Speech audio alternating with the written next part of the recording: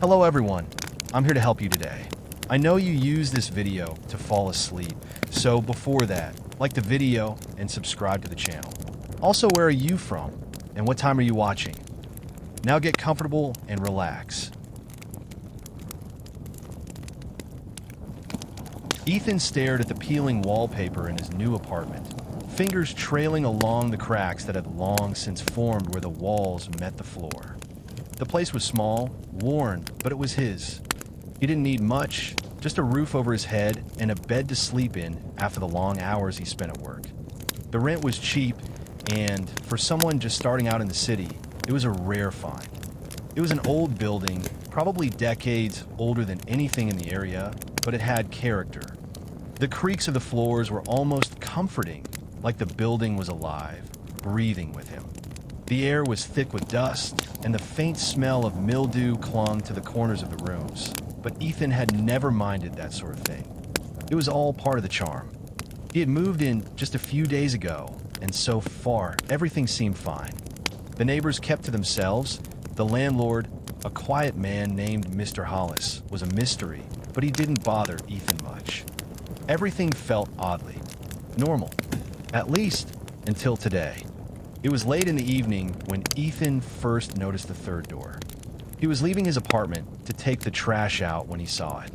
The hallway outside his door had always been dimly lit, but tonight, the light above flickered just enough for him to make out something strange. There was a door that didn't belong. All the apartments on the floor had familiar doors, wooden, chipped, and old, but functional. This one, though, was different. It was smaller, nestled between two other doors, yet it stood out, almost like it had been squeezed into a space that shouldn't have existed. Ethan stopped in his tracks, squinting at the door. It was plain, unremarkable, really. A dull, brownish wood with no handle, no markings. There was something unsettling about it, though. He couldn't explain it. The edges looked frayed, like the wood had been forced into the frame. A small, faded label was stuck above the doorframe, but the words had worn away over time, and all he could make out was a single letter, A.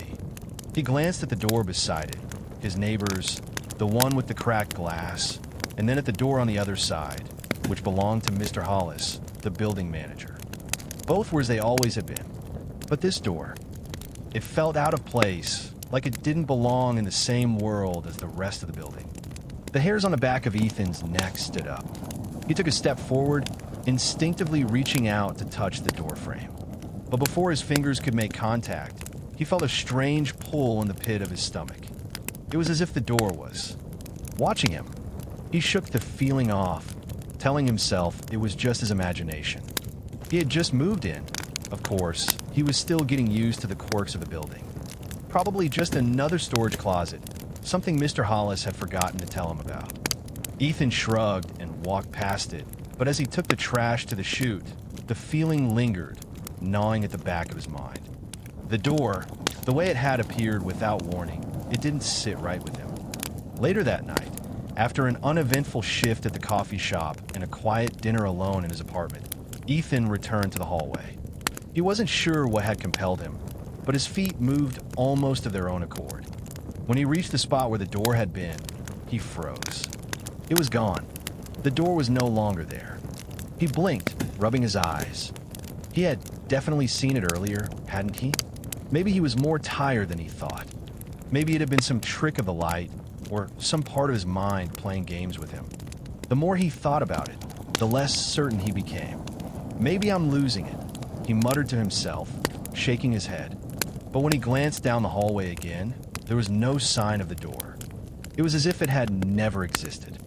Ethan returned to his apartment and locked the door behind him, trying to shake the creeping unease that had settled over him. He couldn't explain what he'd seen, but the feeling lingered. It gnawed at him, making it impossible to focus on anything else. And then, as he sat down on his couch, ready to push it out of his mind and go to bed, he heard something. A soft creak, faint but undeniable. The sound of a door opening. Slowly, Ethan stood up and walked toward the hallway. His heart was thudding in his chest. He hesitated for a moment, then stepped into the corridor. The third door was back, It stood there, as if it had always been, exactly where it had been earlier, except now it was slightly ajar. The gap was small, barely enough for him to see into the dark room beyond. No sound, no movement, just an unsettling silence. Ethan swallowed hard. There was no way he had missed it. With a mixture of fear and curiosity pulling at him, he reached for the door handle. It was cold to the touch, unnaturally so, and as his fingers made contact, he felt a subtle tug from within, as though the darkness beyond the door was pulling at him.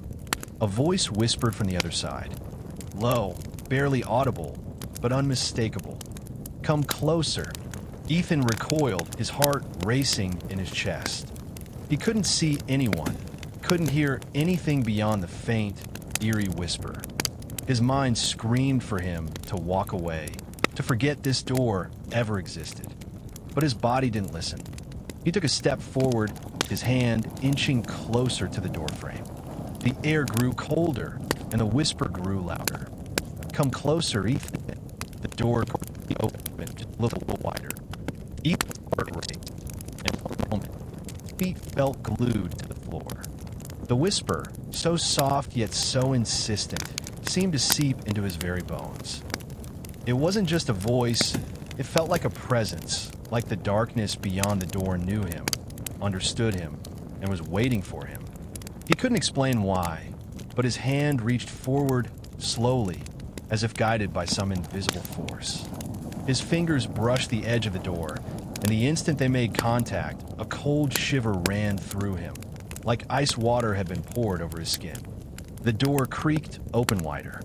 His mind screamed at him to step back. This wasn't right. The darkness beyond wasn't just a trick of the light. It was real. Something was wrong.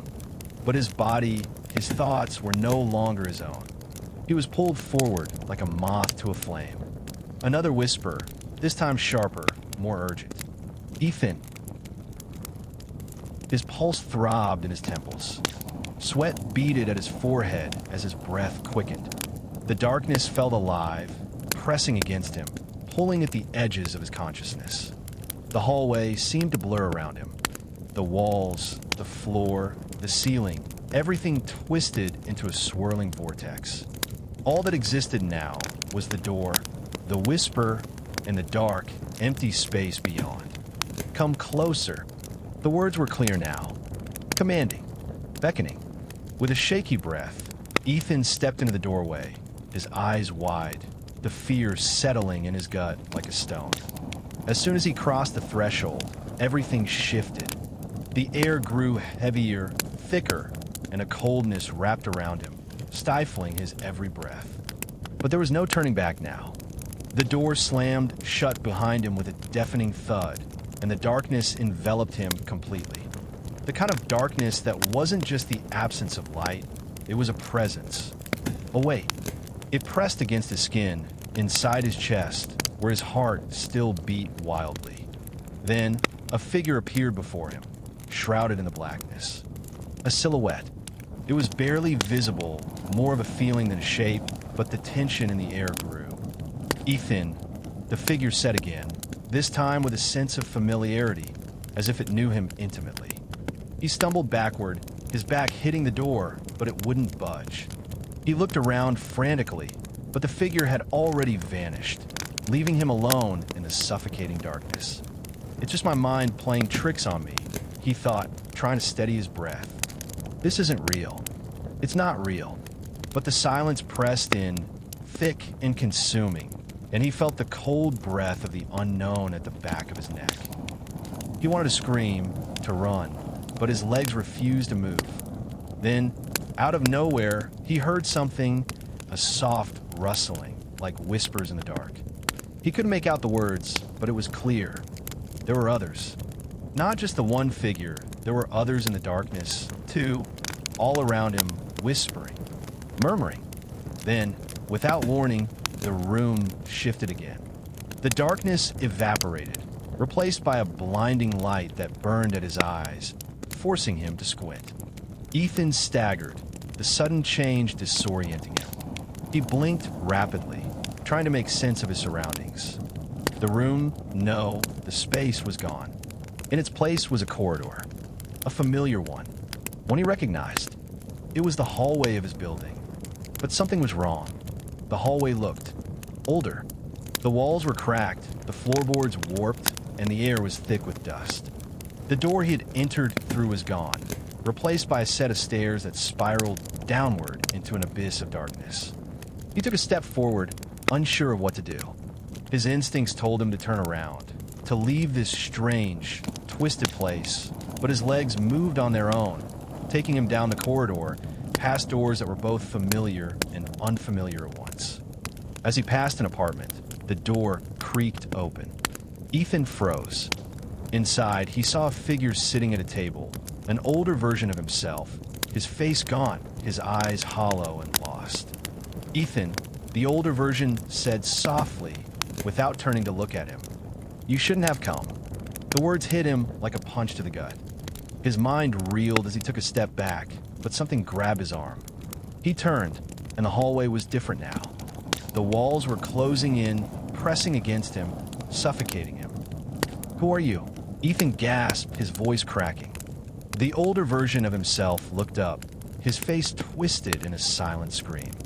Then, as if his very existence had been pulled out of thin air, the figure disintegrated, fading into dust that swirled around Ethan's feet. And then the door appeared again. The third door. It wasn't the same as before. It was more real, more solid, standing at the far end of the hall like an anchor in a storm. "Come closer," the voice whispered once more. The pull was unbearable now. It was as if the door itself had become the center of his universe, and everything else was just a blur. He couldn't fight it. His body moved against his will, carrying him toward the door. Each step felt like an eternity, as if the hall stretched on forever. But with each passing second, he got closer, until his hand rested once again on the cold doorknob. "Don't open it. Don't do it," a voice inside his head screamed. But as his fingers twisted the knob, the door opened into pitch blackness. And then, with a sickening realization, Ethan stepped inside. The door slammed shut behind Ethan, sealing him into an abyss of inky darkness. It swallowed every shred of light, and for a moment he couldn't breathe. The air felt heavy, oppressive, as if it had turned to lead, weighing down on his chest. He reached out, feeling for something, anything to hold on to, but there was nothing. A cold shiver crawled up his spine as he tried to gather his bearings. He couldn't see, couldn't hear anything beyond the silence, a silence so deep it was maddening. And yet, somehow, he knew there was something in this darkness with him. He wasn't alone. "Hello," Ethan called out, his voice cracking, swallowed by the void. No answer. He took a few cautious steps forward, his hand outstretched to guide him through the suffocating darkness. With each footfall, his pulse quickened, an unsettling feeling gnawing at him, like the ground beneath him was slowly shifting, twisting. The deeper he moved, the more it felt as though the walls were pressing in on him, bending toward him, making the space feel smaller, tighter, as though he were in the belly of some monstrous beast. And then he saw it. A faint glow appeared ahead, growing brighter, more tangible, like a distant lighthouse guiding him through the fog. Ethan rushed toward it, heart pounding, but as he got closer, he froze. The glow was coming from a mirror. It was massive, tall and wide, standing alone in the center of the room. The frame was dark, ornate, its edges twisted in intricate patterns, almost too complex to comprehend. It looked ancient, yet unnervingly modern at the same time. The reflection, however, wasn't right. It distorted, rippling like water disturbed by an unseen current. Ethan stared at the reflection of himself in the glass. But it wasn't his reflection, it was someone else's. The man staring back at him was him, but different. His features were twisted, eyes hollow and sunken, skin pale and stretched too tight over the bones of his face. His lips were curled in a knowing, cruel grin. Ethan's breath caught in his throat. He staggered back, his pulse hammering in his ears. "What? What is this?" he whispered, his voice shaking. The reflection in the mirror didn't answer. Instead, it stepped forward just like Ethan did. The movements were perfectly synchronized at first, mirroring his every action, but then something changed. The reflection's smile widened unnaturally, stretching too far, too wide. It wasn't mimicking him anymore, it was mocking him. Ethan felt his knees buckle beneath him, his body trembling as his reflection raised a hand to the glass. The same hand that Ethan had just lifted in confusion. The mirrored version's fingers pressed against the surface of the glass, and a low, guttural laugh echoed through the room. "You shouldn't have come here," the reflection whispered, its voice distorted, like it was coming from deep underwater. Ethan recoiled, his heart nearly leaping out his chest. No, this isn't real. This isn't me." But the reflection wasn't done. It stepped forward once more, its twisted grin widening even further. Ethan felt a sharp pain pierce through his chest, like an invisible blade sinking into his ribs. He gasped for air, stumbling backward, eyes glued to the mirror as the reflection stepped closer to the glass, its fingers now pressing against it from the inside. And then, the glass began to ripple. Like a liquid surface disturbed by an unseen hand, the mirror's surface twisted and shifted. Ethan's reflection stopped smiling. Its eyes locked with his, and the smile faded, replaced by a look of something darker, more sinister. The figure's fingers pressed harder against the glass, and with a loud crack, the mirror shattered. Ethan's eyes snapped open. He was back in the hallway, standing in front of the third door, heart racing, hands trembling. The door was still there, but the eerie glow of the mirror was gone. The hallway felt real again, but the oppressive weight of the darkness still lingered in his chest. He swallowed hard, blinking rapidly, trying to make sense of what had just happened. Had it been a vision? A nightmare? No, it felt too real. He could still feel the echo of that twisted reflection in his mind. Before he could think anymore, the door creaked open on its own, revealing only darkness beyond. A suffocating, endless black that pulled at him, whispering once again, "Come closer." A chill ran down his spine. His legs moved of their own accord, despite the dread clawing at him. He couldn't explain it. He didn't want to go back through that door, didn't want to face whatever this place was or whatever it was showing him. But something within him, something deep, primal, wanted to see what lay behind it. It was as if this dark void had become a part of him, a hunger that had taken root in his very soul. Ethan stepped through the threshold once more. The air was colder this time, and the floor beneath his feet felt uneven, as though it was no longer solid. The walls were no longer visible.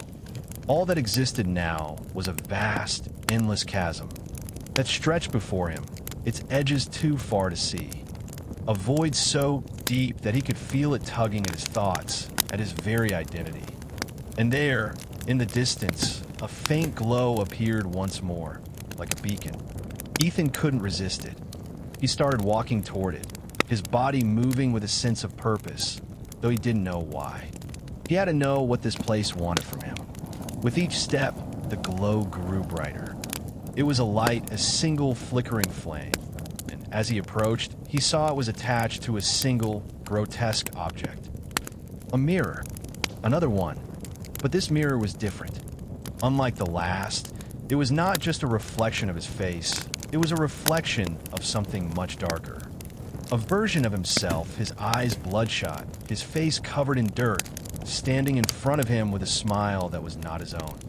And then, just like before, the reflection stepped forward, its eyes never leaving Ethan's. "Welcome back, Ethan," it whispered. "You can never leave." Ethan's breath hitched as he stared into the reflection. The thing in the mirror wasn't just him. It was something worse, something more twisted. Its eyes, now black as night, stared at him with a cold, malevolent gleam, as though it knew every dark thought he'd ever had, every fear that lurked deep within him. He could feel the walls of the space around him closing in, the the suffocating weight of the void pressing against his chest. The voice of his reflection, though soft and almost sing-song, reverberated through his skull, sending shivers down his spine. "You can never leave, Ethan." His heart raced as he took a step back. He didn't want to look away from the mirror, but his voice was so wrong.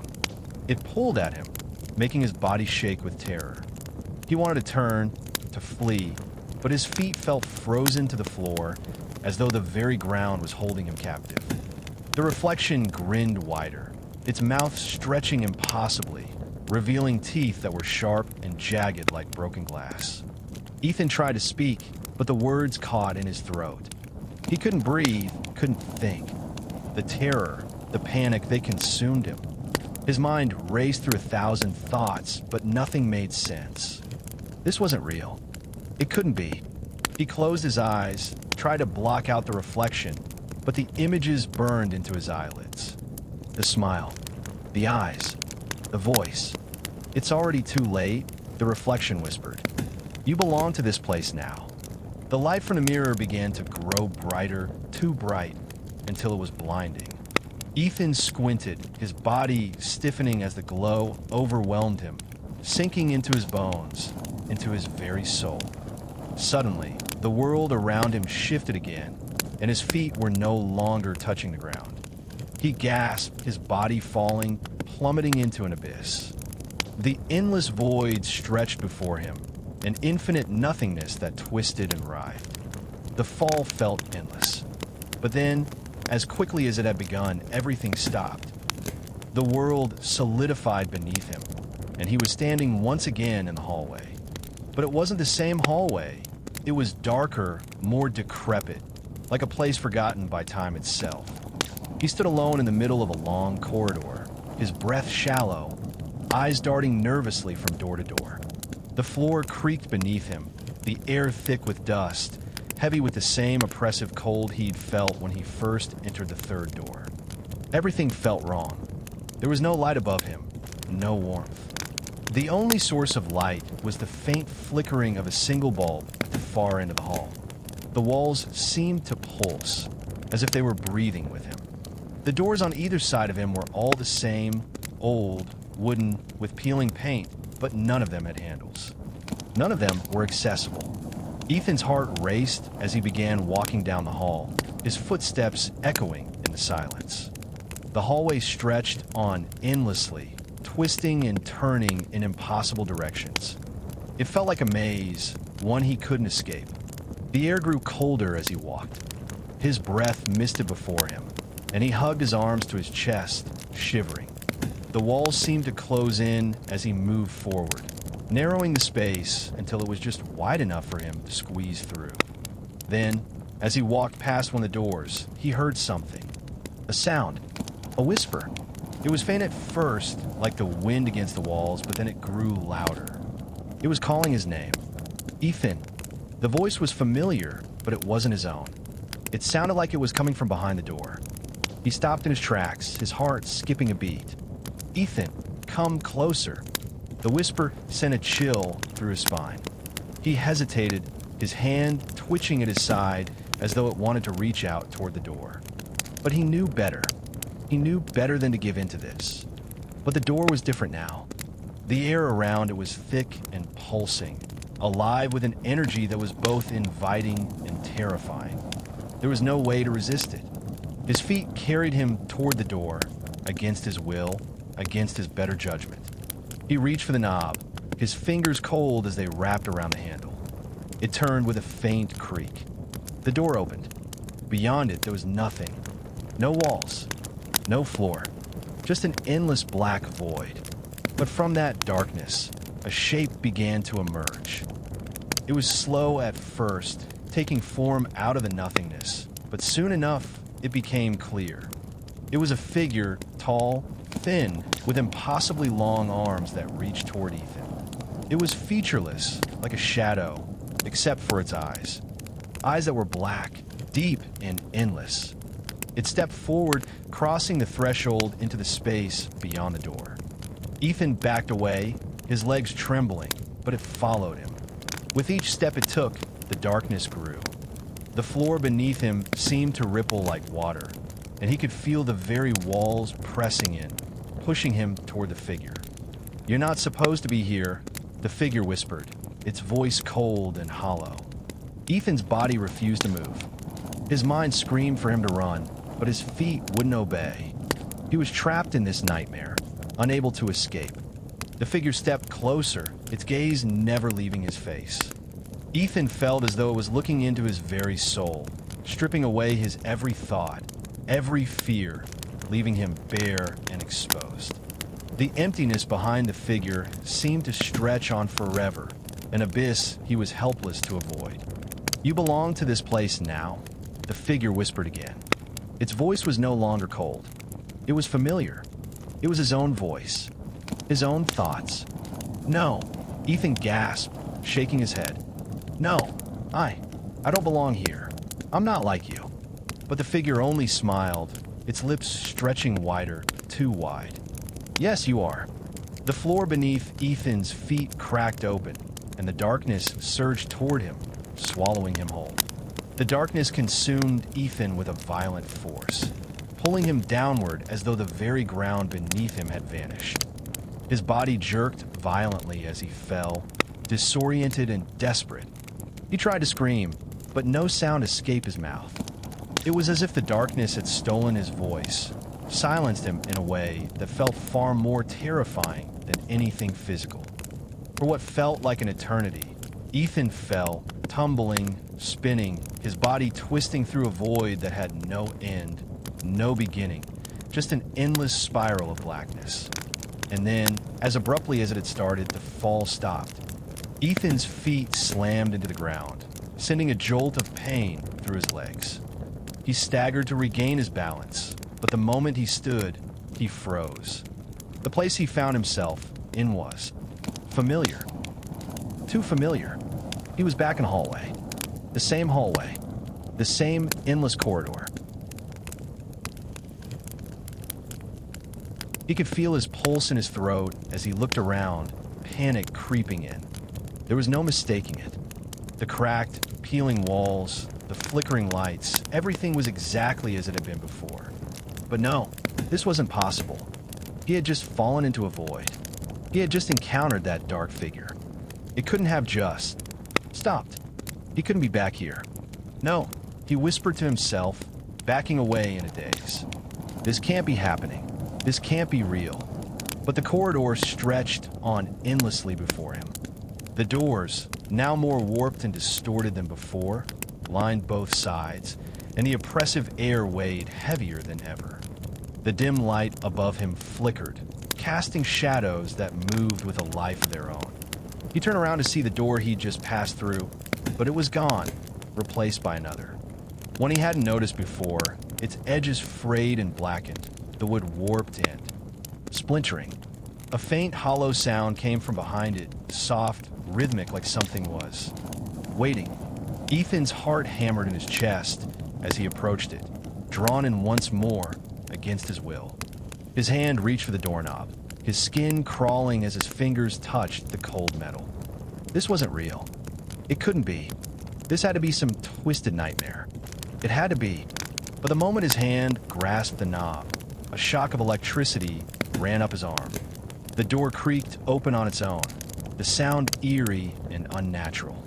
The darkness behind it beckoned, an abyss that pulsed with malevolent energy. And just like before, he stepped through. The moment his feet crossed the threshold, the space shifted again. The world warped around him, the walls stretching and warping as if reality itself was being torn apart. He couldn't even focus on what was happening. It was all too fast, too overwhelming. And then the whisper, Ethan. The voice was unmistakable. His own name, spoken with a knowing, sinister tone, sent a wave of cold terror through him. The voice came from everywhere, from nowhere. It filled his head, wrapped around his thoughts, suffocating him. The hallway stretched on, but there was no way out now. Every door, every corner, every hallway led him back to the same place. The same endless loop. He was trapped. He turned again, seeking something, anything that would lead him out, But all he saw were more doors, each one worse than the last. Some were open, some were closed, but none felt safe. The air grew colder, the shadows deeper. He could almost hear the walls breathing, pulsing around him, urging him to stay. And then he saw it. A door at the far end of the hall, glowing faintly. The light wasn't natural, it wasn't warm. It was sickly, a cold light that emanated from deep within the wood, as if something inside was trying to claw its way out. Before he could think, his feet were already moving, drawn toward it. He didn't know why. He should have known better. But the light called to him, a promise of answers, of escape. His hand gripped the knob, and for a moment, everything paused. He held his breath, staring at the door as if it were some kind of final test. And then the whisper came again, louder this time. "Ethan, you know what you must do." The air crackled with energy as the door swung open. Beyond it, there was no hallway, no walls, no ceiling. Just an endless, spiraling void, like a tunnel leading down into the depths of hell. Ethan stepped forward, unable to stop himself, the door closing silently behind him. The world around him began to twist and shift, the very fabric of reality warping. He felt the pull again, stronger now, as though he was being drawn into the very core of the void. The whisper grew louder, more insistent. "You belong here. You always have." Ethan's heart raced as he looked around, his thoughts a chaotic blur. There was no escape now. This was it. Whatever this place was, it had claimed him. A shadow appeared in front of him, not like the figures before. This one was alive, moving, writhing like smoke, and it was getting closer. Its shape was formless, but its eyes, those eyes, were the same as his. Black, cold, endless. The shadow reached out with its long, dark fingers brushing against his cheek. The touch sent a jolt through his entire body, like an electric shock.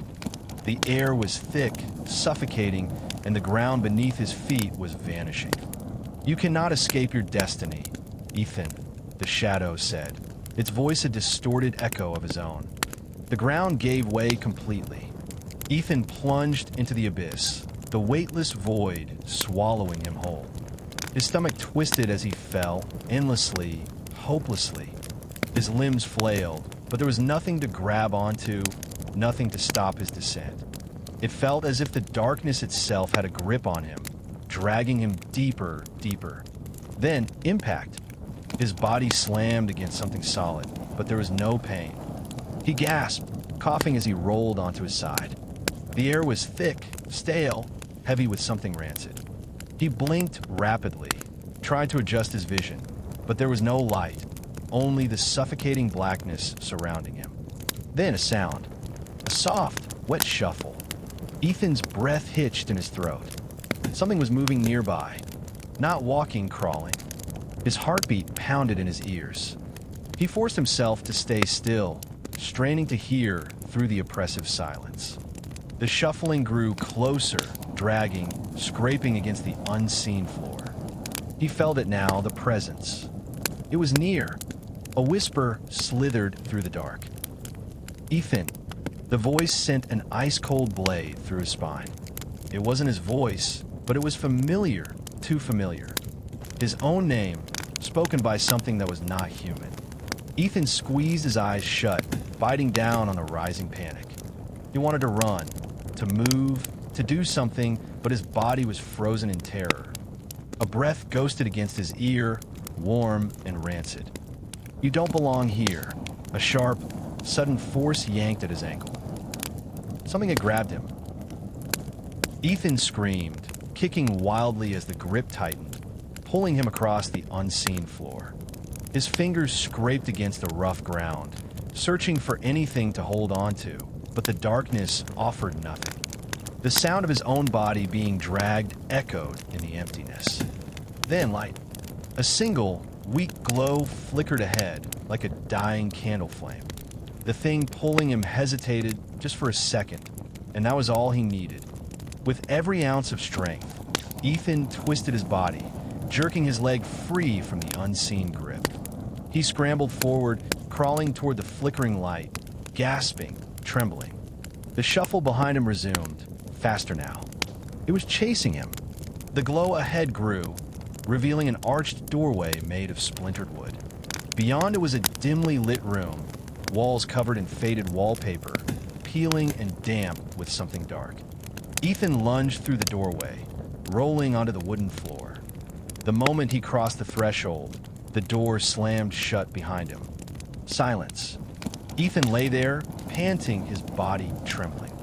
His mind reeled from what had just happened, but there was no time to process. He was still trapped.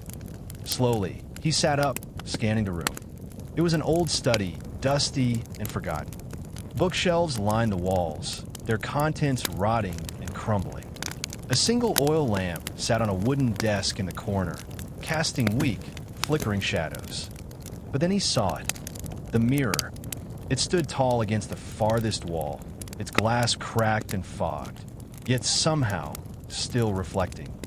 The frame was blackened, almost charred, the edges curling inward like something had tried to consume it. And in the reflection, a figure. Ethan's breath caught in his throat. The figure stood just behind him in the mirror, tall and impossibly thin, its limbs too long, its posture unnatural. It had no eyes, no mouth, just a smooth, featureless face. But Ethan knew, somehow, that it was staring at him. A deep, rumbling whisper filled the room. "The Hollow Man sees you, Ethan." Ethan turned, but there was nothing behind him. He snapped his head back to the mirror. The figure was closer now. Its long, bony fingers pressed against the glass from the inside, as if testing the boundary. The air grew thick, suffocating, and Ethan swore he could feel the weight of its gaze despite its lack of eyes. The whisper came again, but this time, it came from behind him. "Let me in." Ethan didn't move. He couldn't. His reflection remained frozen in place, but the Hollow Man continued to move. Its fingers traced the glass, slow and deliberate, as though savoring the moment. Then, with a sickening crack, a single fracture split the mirror down the center. A distorted laugh echoed through the room. The Hollow Man was coming through. Ethan's pulse thundered in his ears. He stumbled backward, his eyes locked onto the cracked mirror as the Hollow Man pressed against the fractured glass from the inside. The crack widened with an eerie, splintering sound. From the jagged split, something black oozed out, thick, inky tendrils that dripped down the mirror's surface like blood from a wound. The air around him grew heavier, vibrating with an unnatural hum. "Let me in, Ethan." The voice was inside his head now, curling around his thoughts like a parasite burrowing into his skull. Ethan's breath came in short, shallow gasps. His instincts screamed at him to run, but his feet remained rooted to the wooden floor, as if the house itself had bound him in place. The mirror trembled. Then it shattered. The explosion of glass was deafening. Shards flew in every direction, but instead of clattering to the ground, they hung in midair, frozen in time. The inky blackness seeped out from the empty frame, twisting and shifting like living shadows, expanding outward into the room. And then it stepped through. The Hollow Man emerged, unfolding itself from the void like a spider crawling from its web. Its limbs were too long, its fingers tipped with razor-sharp claws. It moved with unnatural fluidity, its featureless face tilting slightly as if observing Ethan. And then it smiled.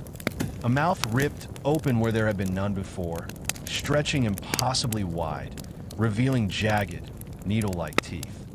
The smile spread across its entire face, splitting the smooth skin apart, exposing something dark, wet, and endless beneath. Ethan finally moved.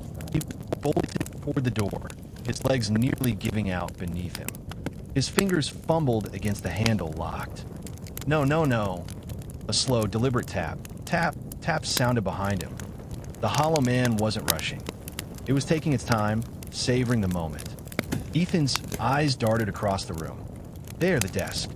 He lunged for it, knocking over the oil lamp as he grabbed the wooden chair. Without thinking, he swung it wildly behind him.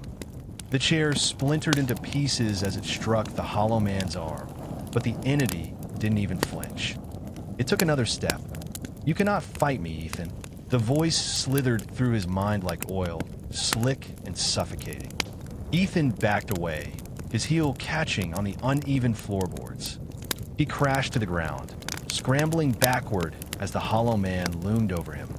Its head tilted, studying him like a predator might study wounded prey. Then it raised one long hand and pressed it against Ethan's face. An icy, burning pain erupted through his skull. It felt like his mind was being peeled open, his very thoughts unraveled like frayed string. His vision blurred, the edges of reality distorting as darkness flooded in. Memories weren't his own. He saw flashes of people he had never met, places he had never been, images that burned into his mind like scars. A child sobbing in a dimly lit attic. A man standing before a mirror, whispering words that bent reality. A door that should have never been opened. A voice, distant yet near, whispering, "It always takes another." The hollow man's grip tightened. Ethan screamed. The world around him collapsed. Ethan's scream was swallowed by the darkness. The hollow man's fingers burned against his skull, burrowing deep into his mind. His memories unraveled like loose thread, fraying at the edges, slipping from his grasp. He saw himself as a child, running down a hallway that stretched endlessly. His mother calling his name, her voice warped and distant. A door at the end of the hall, slightly ajar.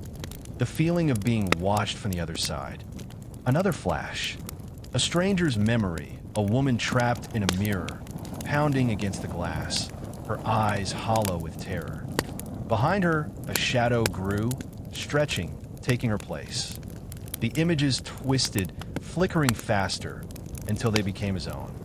"It always takes another," the whisper repeated, growing louder, heavier, consuming him. Then the grip was gone. Ethan gasped, sucking in air like a drowning man breaking the surface. His body trembled, his mind fractured. The hollow man had let him go. But something was different. Ethan staggered to his feet, blinking rapidly. His surroundings flickered like an old film reel stuttering between frames. The walls of the study warped, the bookshelves melted into shadows, and the door was open. He turned, expecting to see the hollow man looming over him. But it was gone. Or rather, he was. Ethan's breath caught in his throat as he looked at the mirror's shattered remains. A dark, twisted figure stared back at him. Not his reflection. Something else. Something with his face, but its eyes were empty voids. It grinned. "Ethan," a voice whispered from the doorway. His blood turned to ice. A young boy stood there, wide-eyed and trembling. He looked familiar. Too familiar. Ethan's stomach dropped. It was him. Not the man he was now. The child he had been. The realization hit like a knife to the gut. He wasn't Ethan anymore. He was the hollow man, and the cycle had begun again. Ethan, or what was left of him, stood frozen. The boy in the doorway stared back, wide-eyed and trembling, his small hands clenched into fists. "Ethan," the child repeated, voice barely above a whisper. The word felt wrong. It echoed in Ethan's mind, but it didn't belong to him anymore. The hollow man had taken his name, his body, his identity, and left him with. What? A hollow shell? A twisted, half-formed existence? The boy took a hesitant step forward. Ethan wanted to warn him, to shout at him to run before it was too late. But when he opened his mouth, no words came, only a low, unnatural rasp. The boy's face twisted in confusion. "Are you okay?" Ethan stepped back. The movement felt unnatural, like his limbs weren't his own anymore, like he was controlling something else. The air crackled around him, wrong, broken. And then he saw it, the reflection in the broken mirror. Not his face. Not Ethan. The hollow man. The featureless void where his eyes should have been. The twisted, stretched grin that didn't belong. His body, no longer human, no longer his. No, no, no, no. His voice was a distorted shriek, a sound that didn't belong to this world. He clutched his head, feeling his own form shift, melt, change. The boy gasped, stepping backward. Fear flickered in his eyes. He could see it now. He could see what Ethan had become. Ethan, the boy's voice cracked. What's happening? A surge of memories flooded Ethan's mind, crashing down like a tidal wave. He had been here before. He had always been here. The door, the whispering, the cycle. This boy, this younger version of himself, was next. Just like he had been. A deep, rumbling voice whispered from the darkness. It always takes another. The realization struck him with bone-crushing weight. The Hollow Man wasn't just a monster. It was a curse. A loop that had been playing for years, decades, maybe even centuries. Each time, it stole someone's life, their existence, and left behind a hollowed-out shell to take its place. Each time, it stole someone's life, their existence, and left behind a hollowed-out shell to take its place. And now it was Ethan. He was the one standing in the mirror, watching as his younger self stepped closer, drawn by the same unseen force that had trapped him all those years ago. The cycle would continue, unless Ethan turned, his twisted, corrupted form moving against reality itself. The shadows in the room rippled, as if recoiling from his presence. His younger self wasn't beyond saving, but there was only one way. "Run!" Ethan roared. The boy's eyes went wide. For a second, he hesitated. But then, something in Ethan's voice, the sheer, inhuman terror in it, finally registered. The boy turned and ran. The house shuddered. The walls cracked, the floor groaned, and the very air split apart as Ethan defied the cycle. A thunderous screech filled the space, the sound of something ancient and enraged. The Hollow Man didn't let its victims go, but Ethan was not going to let it win. As the darkness surged forward, trying to reclaim its sacrifice, Ethan did the only thing he could. He turned to the shattered mirror, to the void beyond it, and he stepped through. The world collapsed. A final, deafening whisper echoed in his skull. It always takes another. Then nothing. Just silence. Ethan drifted. There was no ground beneath him, no air to breathe, no body to feel. Just an endless abyss stretching in every direction. He was weightless, formless. Was he dead? No. Something was still here. A presence, ancient and watching. The void was not empty. It was alive. Whispers slithered through the darkness, soft at first, like echoes of forgotten voices. Then, they grew louder, merging into a single, inescapable truth. You cannot break the cycle. Ethan's thoughts fractured. He had done it. He had saved his younger self. The boy had escaped. The Hollow Man had lost. Hadn't it? Then why did he still feel its presence? Why did he feel like he was being reshaped? The darkness rippled, and suddenly, reflections surrounded him. Floating shards of glass, each one showing glimpses of the past. He saw himself at 6 years old, standing before the mirror in his childhood bedroom, whispering the words that had started it all. He saw a man, a stranger, reaching out of a broken mirror, his face twisted in anguish, screaming for Ethan to run. He saw himself, again, and again, and again. A truth hit him like a lightning strike. The Hollow Man had never been a single entity. It was all of them, all the souls before him, trapped, repeating the cycle. He had simply taken his place among them. It always takes another, the voices whispered in unison. A chilling realization crept into his mind. If he was here, then the Hollow Man still existed. Because Ethan was never the one who broke the cycle. The boy he had saved, his younger self, still had to grow up. And one day, when he was older, when he forgot the nightmare, when he stopped running, he would find a mirror again. The cycle never ends. And Ethan would be waiting. Years passed.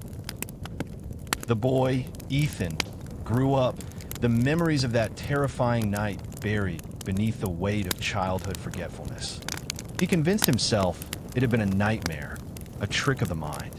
The house was long gone, reduced to rubble, swallowed by time. But the mirror? The mirror survived. It had been salvaged from the wreckage, its frame cracked but still intact, passed down through hands that did not understand its curse. Until one evening, Ethan found himself standing before it once more. The antique shop smelled of dust and old wood, the kind of place filled with forgotten things. The moment he stepped inside, he felt it. A pull, a whisper at the edge of his thoughts. His eyes locked onto the mirror in the far corner. It was taller than he remembered, its blackened frame curling like something burned, its glass warped but familiar. Too familiar. A chill crawled up his spine. He shouldn't be here. He shouldn't be looking at it. But he did. And in the reflection, someone stood behind him. Not a stranger. Not a monster. Himself. But his reflection didn't move when he did. It just stood there, watching. And then it smiled. A whisper coiled around him, slithering into his bones. It always takes another. The lights in the shop flickered. The mirror cracked. And Ethan remembered everything. Ethan stumbled back from the mirror, his breath ragged, heart hammering. This isn't real. It couldn't be.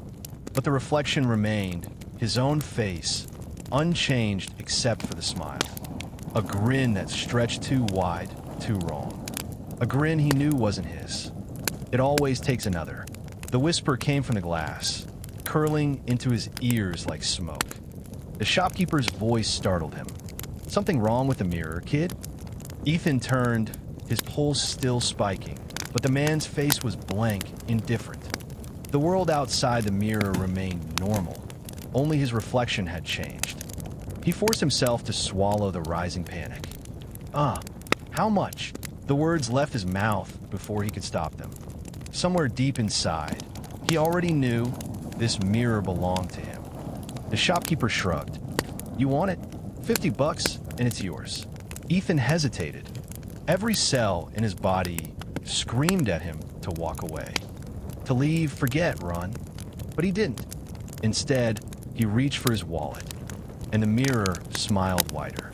Ethan set the mirror against the wall of his apartment, its cracked surface catching the dim light. He told himself he wouldn't look at it, but he did. Every night. And every night, the reflection became different. At first, it was subtle, a shadow at the edge of the glass, a flicker of movement when he was still. But soon, the changes became undeniable. One night, as he brushed his teeth, he caught it watching him. Not moving with him, just watching. The next morning, the crack in the glass had spread.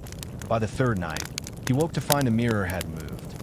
It was no longer against the wall. It was standing in the middle of his bedroom, facing his bed. The whisper came again, this time clearer. Let me in, Ethan. He stumbled out of bed, breath caught in his throat. His reflection stood there, perfectly still. But then it moved. Not his own movement. Something else. The reflection stepped forward, and Ethan felt the air around him shatter. Ethan's breath came in short, shallow gasps. His reflection had moved. Not with him. Not like a normal mirror. It had stepped forward. And now, as he stood frozen in the dim glow of his bedroom, it took another step. Let me in, Ethan. The whisper wasn't just in his head anymore. It came from the glass itself, a voice slithering through the crack in the mirror, twisting reality. Ethan's instinct screamed at him to run. Instead, he grabbed the mirror and shoved it face down onto the floor. The room shuddered. The temperature plunged. The lights flickered, casting shadows that didn't belong. Then silence. Ethan stood over the fallen mirror, chest rising and falling in uneven gasps. He waited for something, anything, to happen. Nothing did. Had he stopped it? Cautiously, he took a step back, trying to slow his racing heartbeat. Then a knock. Not at the door. From inside the mirror. Knock. Knock. Knock. Each tap was deliberate, measured, coming from beneath the glass. Ethan's stomach twisted.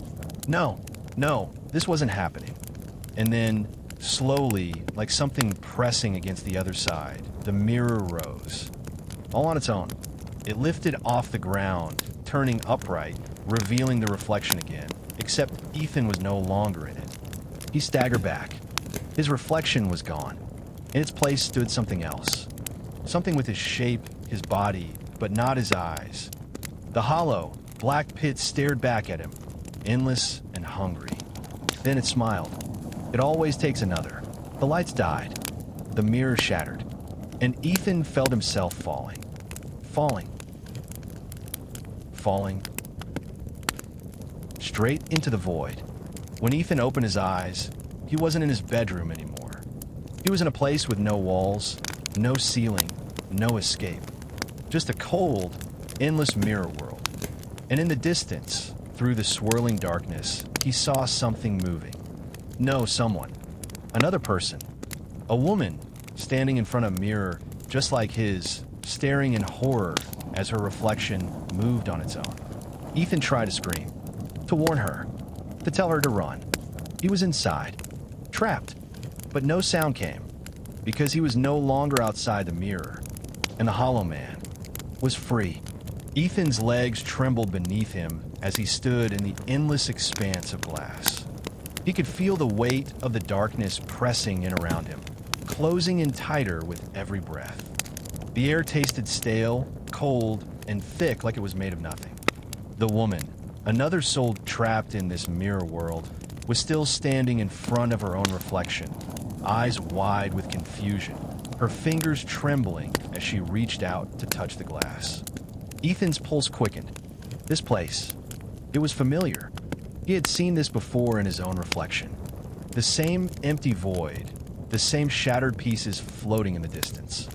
And now he was part of it. He tried to move toward her to make her understand that she needed to leave.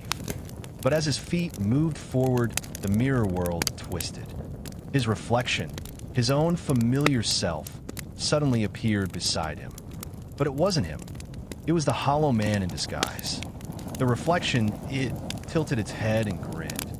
That same wicked, impossibly wide smile that Ethan had seen in the broken mirror before. The same smile that had once been his own. It always takes another. Ethan froze. The air around him turned icy, the temperature plummeting as if the world itself was reacting to his realization. The Hollow Man was not just a curse. It was an entity, a sentient force that fed on souls, always moving, always changing, always waiting for the right moment to step into the world. And now, the world outside the mirror was vulnerable. In the distance, Ethan saw a movement, a shadow flickering in the glass, just beyond the woman's reflection. A figure tall, dark, featureless loomed.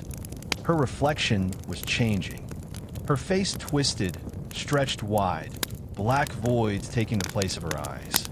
She reached toward the glass, mouth open, lips forming words that made no sound. But Ethan could hear them in his mind. Let me in. It was happening. The cycle was beginning again. Ethan had to stop it. He had to stop himself. The woman's reflection was now completely consumed by the Hollow Man, her body jerking unnaturally as if it were no longer her own. The image in the mirror warped, reality bending around her as the reflection turned and stared back at Ethan. He backed away, heart pounding in his chest. This wasn't just a mirror world. It was a prison, a trap, and the Hollow Man was its warden, its master, pulling the strings. Why don't you come closer? The voice echoed in his mind, familiar and foreign at once. It was the voice of the Hollow Man, but it was his own voice too. Ethan's reflection grinned, stretching its lips farther than humanly possible, until its jaw seemed to unhinge. Ethan slammed his hands to his ears, trying to block out the whispers that crawled beneath his skin. But the voice didn't leave. It's all the same, Ethan. You can never escape. Not now. Not ever. Because I am you, and you are me. Shifted around him, and Ethan realized he was becoming the Hollow Man. It wasn't just a matter of his reflection being evil, or the curse being an external force. No, the Hollow Man had been inside him all along. The mirror, the darkness, it had never just been a way to trap souls. It had been a way to reveal what had always been lurking beneath the surface. The Hollow Man was not a separate entity. It was the reflection of the soul's true nature, empty, hollow, and endless. And now was Ethan's. The woman, now fully consumed by the reflection, lunged at the glass, her hand reaching through the surface. But Ethan wasn't able to stop her.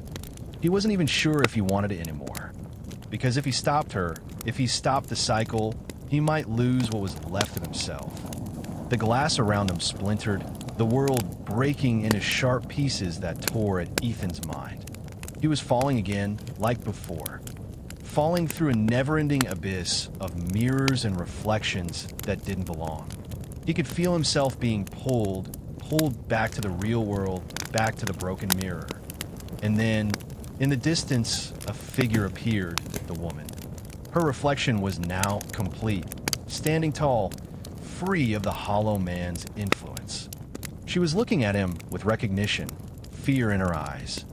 Her hand reached out to him. Ethan had a choice. He could take her hand and escape, or he could remain in the mirror world, letting the hollow man take his place in the real world once and for all. The woman's outstretched hand trembled in the shattered void.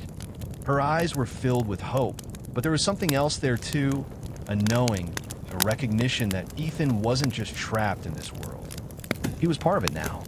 Ethan, she whispered. Her voice was soft, like a distant memory. Please, take my hand. We can escape. But Ethan hesitated. Escape. It felt wrong. Like the mirror world, the darkness, the curse, it was his now. He wasn't sure he remembered what life outside this place even felt like anymore. All he could think of was the blackness in his eyes, the emptiness gnawing at his soul. The hollow man had taught him something terrifying, that the reflection, the mirror, was not just a prison. It was a part of him, of all of them. And to leave now, to go back to the world that had forgotten, would mean to deny that truth. But was it worth staying here? Was it worth allowing the cycle to continue, allowing others to be trapped in this nightmare, just like he had been? His hand trembled at his side. The woman's voice called to him again. She needed him. Ethan, she said, her eyes pleading. I know what you're afraid of, but if you stay here, you'll never be free, and neither will they. Ethan clenched his fists. He knew what she meant. Behind her, the world of mirrors shifted. The hollow man was coming. Ethan could feel it, the pull of the curse, like invisible tendrils creeping out of the reflection, wrapping themselves around his soul. The darkness was moving, awakening, ready to feed. If he didn't make a decision now, the hollow man would be in the real world again. He would take over, and Ethan would become a part of it, a new reflection, a new face to be added to the twisted cycle. No, he couldn't let that happen. But what was the price? What would it cost him to truly escape? Ethan took a step forward, eyes locked onto the woman's face. The reflection, the hollow man, reached out from behind her. It wasn't just a mirror. It was the doorway, the gate that connected everything. He could feel the world cracking beneath his feet. He could feel the weight of his choice pressing down on him like 1,000 stones. I'll come with you, he said. The woman nodded, her hand now resting on her chest. She smiled, though the smile was tinged with sadness, and she stepped back into the broken glass, offering her hand once more. But as Ethan reached for it, the hollow man made its move. The world around them distorted. The mirrors shattered, but instead of falling apart, the fragments pulled together, forming a massive crack in the air, a portal between worlds. Ethan's heart raced as the hollow man's presence overwhelmed the space. It didn't matter if he made the choice to escape. The world of mirrors, of reflections, it had already begun to bleed into reality. The woman screamed as the reflection of the hollow man stretched its monstrous limbs outward, pulling her back into the glass. She disappeared with a final scream, leaving Ethan standing alone in the fractured world. He reached for her hand, but it was too late. The hollow man turned to him, the shadow of its twisted grin widening. You can't escape, Ethan. Not now. Not ever. And in that moment, Ethan understood the truth. It was never a matter of escaping. The hollow man was part of him. Ethan was trapped in this endless cycle, and now, so were they all. Ethan woke up in his own bed, back in the real world. The sunlight filtered through the window, casting soft rays across the room. It was so normal, so peaceful, but something fell off. His eyes immediately went to the corner of his room, where he had once set the mirror. It was gone. There was no mirror in the corner, no reflection staring back at him. Ethan's stomach twisted with dread. He walked to the window and looked outside, but the world seemed different. The air felt heavier, the street eerily silent. The faces of passersby seemed too still, too perfect, as if they were all masks. And then he saw it. A figure standing across the street. A tall, shadowed form, just at the edge of the trees, watching him. The figure was familiar. It was him, Ethan's reflection. The hollow man, Ethan gasped, stepping back, his legs trembling beneath him. His reflection wasn't gone. It was never gone. And now, it was standing outside the glass, ready to take over. The cycle wasn't over. It had only just begun. Ethan's heart hammered in his chest, a cold sweat dripping down his back as he stared at the figure across the street. It wasn't just his reflection. It was the hollow man. The darkness around the figure shifted as if the very air were alive with malevolent intent. The shape, though human, was twisted, distorted. Its edges weren't sharp like a shadow. They were fluid, rippling like smoke, changing, stretching, and collapsing in on itself. Ethan's legs felt like lead. He couldn't look away from the figure that had once been his own reflection. He had to act. But how?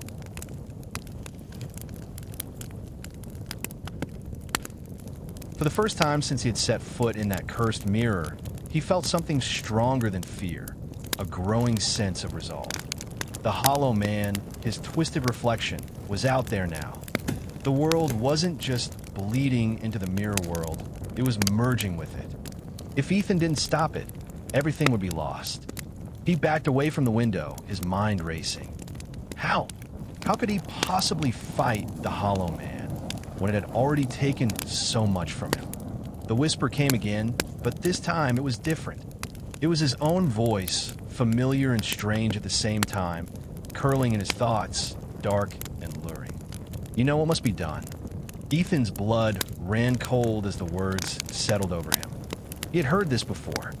It was the voice of the hollow man, but somehow it was his own. The mirror, the reflection. They were never just reflections. They were a part of him, waiting to be freed. He understood now. The hollow man wasn't just some creature. It was a manifestation, the darkest part of his own soul, separated and trapped, waiting to return. And now it had. Ethan felt the pull again. He wasn't just staring at the figure outside the window anymore. It was as if the world itself had stopped spinning, and all that was left was him, his reflection, trapped outside and reaching for him. In his mind's eye, he could see the mirror in its broken, fractured state, a reflection of him, hollowed out, empty, and waiting for its next victim. The curse was never about a mirror. It wasn't just the glass cracks. It was the darkness inside, the truth that had always been buried within him, in every person who had ever encountered it. There was no escape from the hollow man, not in the way he thought. He turned away from the window, his hands shaking. But then, he remembered the woman, the one he had seen in the mirror world. She had tried to warn him. Her escape had been short-lived, but she had known the truth, and now, so did he. He had to destroy the mirror, destroy the cycle. But first, he had to find it. Ethan ran out of his apartment, into the streets, weaving through empty sidewalks and hollow-eyed strangers. There was a coldness in the air, something that shouldn't have been there, and a sense that the world was slowly becoming more like that mirror world, empty. The mirror had to be destroyed. After what felt like an eternity, Ethan found himself standing outside an old pawn shop. It looked like the one he had visited before, the one where he had first bought the mirror. He felt a deep sense of dread as he pushed open the door. Inside, the shop was dimly lit, dusty, and quiet, as though everything was frozen in time. and there it was, sitting on the counter. The mirror. Not the one he had thrown away. Not the one he thought was gone. This was the mirror. The one that had started it all. The one that was still alive.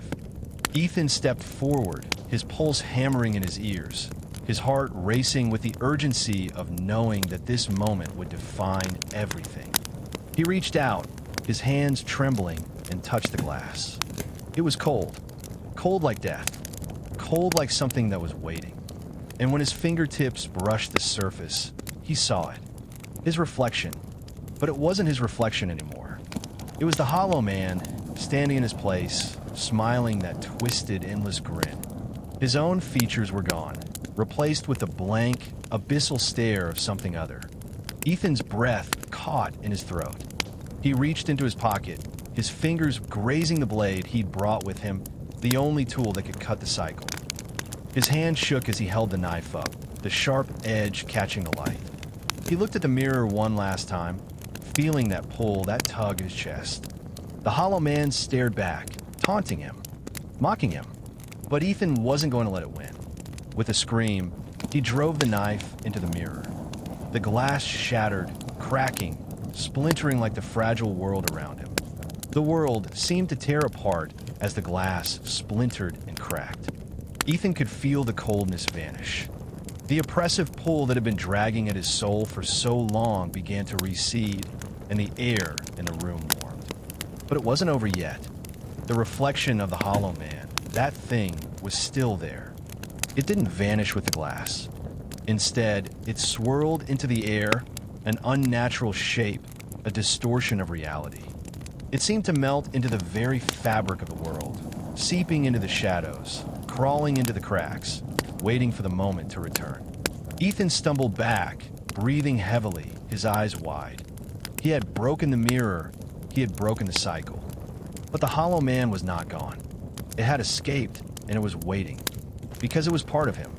Ethan stood alone, the broken mirror at his feet.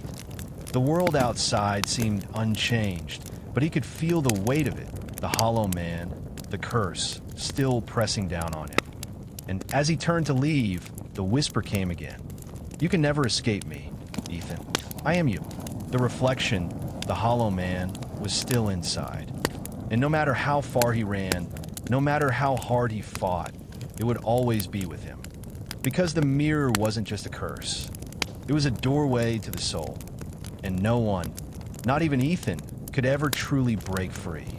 Ethan sat alone in his dark apartment, the faint glow of streetlights filtering through the blinds.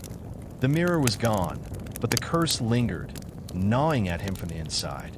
His thoughts kept spiraling back to the reflection he had seen just moments before, how it had watched him, smiled as though it had one.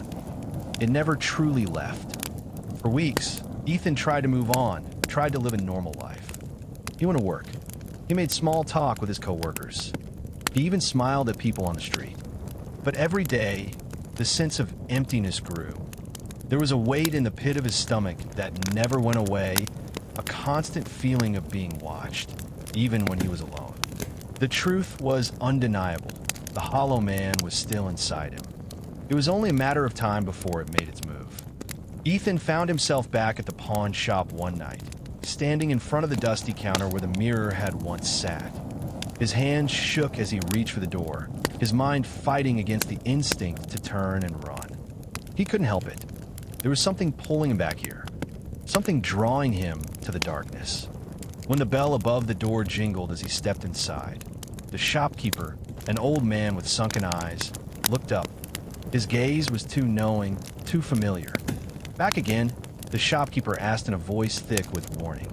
Ethan swallowed hard. I need to know, what is this place? What is it about that mirror?" The shopkeeper didn't answer right away. Instead, he studied Ethan with an unsettling calm. "You're one of them now," the man said softly, a grim understanding in his tone. "It's already inside you. You think you can escape, but you're only feeding it." Ethan's pulse quickened. The weight in his chest grew heavier, suffocating. The hollow man was there, too, pulling at his thoughts, his will. The reflection that had once been locked behind glass was now free to haunt him everywhere. "How do I stop it?" Ethan whispered. "I broke the mirror. It should be gone." The shopkeeper shook his head. The mirror was never the real problem. The curse is not bound to glass. To any object, it's bound to the soul. The mirror was just a doorway. And now that it's shattered, the doorway has opened. You're the key. Ethan staggered back. "What do you mean?" "You broke the mirror, but you didn't break the curse." The shopkeeper's voice dropped to a whisper. "It's a part of you now. The hollow man, the reflection, is not just a curse that can be shattered. It's a condition, a state of being, and as long as it lives inside you, it will never be free." The words cut through Ethan like a knife, and in that moment, he realized the terrifying truth. It was never about the mirror. The hollow man was always going to be a part of him, a dark seed planted deep within his soul, waiting for the right moment to consume him. He had let it in. Days passed, and the hollow man's influence grew stronger. Ethan felt the hunger building inside him, an insatiable gnawing desire to destroy. At first, it was just whispers, small urges to lash out at the world around him, to tear things apart. But as the days wore on, the urges grew darker, more violent. His reflection, was still there, watching him, waiting. Every time he passed a glass surface, the hollow man's eyes were there, staring, waiting for him to slip. Ethan couldn't escape. He couldn't stop it. And then, one night, when the hunger finally overwhelmed him, he did something he never thought possible. He stared into the mirror again. It was a small mirror, nothing special, sitting in the corner of his bedroom. He hadn't meant to look into it. He hadn't meant to come this close. But when he caught his own reflection, he saw something different. The hollow man was there. But this time, it wasn't just a reflection. This time, it was alive, growing out of him, wrapping around him like a dark shroud. His reflection smiled at him, a cruel grin spreading across its face. And as Ethan looked deeper into the mirror, he felt the presence seeping into him, through him, taking root. He tried to pull away, to look away, but his body was frozen. The hollow man's eyes locked onto his, and in that instant, Ethan knew it was no longer just in his mind. The world around him shifted. The walls began to melt away, turning into reflections of themselves, all warped and distorted. The room, the apartment, the world, it was all fracturing, breaking apart, becoming part of the mirror world. Ethan was being dragged in, piece by piece. His reflection stepped forward, and as it did, Ethan's own hands reached out, touching the glass, allowing himself to fall deeper. "We are one now," the hollow man whispered, its voice echoing in Ethan's mind. "You are me. I am you." The mirror shattered into thousands of jagged pieces, but instead of breaking, the shards rippled in midair, spinning around Ethan. He felt the pull of the hollow man, the emptiness, overwhelm him. He tried to fight, to resist, but the reflection took him. The dark presence flooded his mind, his soul, and for the first time, he realized that there was no more Ethan. Only the hollow man remained. He had become it. The world outside continued on, unaware of the darkness creeping just beneath the surface. Ethan's apartment stood empty now, but in every reflective surface, windows, glass, mirrors, the hollow man's smile waited. And it was always watching. The cycle was endless, and the reflection was always there. Weeks passed since Ethan's final descent into the hollow man. The world around him remained oblivious to the growing darkness, as though it were simply another echo of his shattered reflection. But the curse was far from over. In fact, it had only just begun to spread. In a small town several miles away, a young woman named Claire stood in front of a thrift store, her eyes scanning the dusty shelves inside. The doorbell jingled as she stepped in, her footsteps light as she walked down the aisles. It was quiet here, peaceful, almost too quiet, like the calm before a storm. Her eyes landed on an old, tarnished mirror, its surface covered in grime. It was strange, the way it called to her, as if beckoning her to reach out to touch the glass. She couldn't explain it, but something about it felt familiar. The woman behind the counter, a gray-haired lady with sharp, knowing eyes, noticed her gaze. "You like that one?" she asked, her voice raspy but gentle. Claire nodded, her fingers inching toward the mirror. There was something about it that seemed to draw her in, a sensation she couldn't shake. "You know," the woman continued, "this one's special. It's got a history, you could say." Claire blinked, taken aback by the sudden shift in the woman's tone. "What do you mean?" The shopkeeper smiled, though it didn't reach her eyes. "It has a way of finding its next owner, and once it does, it never lets go." Claire bought the mirror, convinced that she'd found something unique, something beautiful for her apartment. She didn't think much of the strange warning. After all, it was just an old mirror, nothing more than a trinket from a thrift shop. The first few nights with the mirror passed without incident. But soon, Claire began to notice something odd. At night, when she lay in bed, she could swear she heard faint whispers coming from the living room. Soft voices, murmurs like someone was standing just out of view. At first, she thought it was just her imagination, or perhaps the house settling. But the whispers grew louder, more distinct. One voice in particular stood out. It sounded like someone was calling her name, soft, insistent, almost desperate. The moment she stepped into the living room, she felt it. The coldness. The room, once warm, now felt chilled, the air thick with something unnatural. And there it was, the mirror, glowing faintly in the darkness. Claire froze, her breath catching in her throat. The reflection seemed wrong, distorted. She wasn't sure what she was seeing, but the longer she stared at the glass, the more it felt like she was looking at something else. Then, the voice spoke again, but this time, it wasn't just calling her name. It was a command. "Come closer, Claire." Her body moved against her will. She felt an invisible pull, something stronger than fear, drawing her toward the mirror. Her steps were slow at first, but the closer she got, the more the world around her seemed to melt into a cold, dark void. The edges of her vision blurred, and all she could see was the reflection.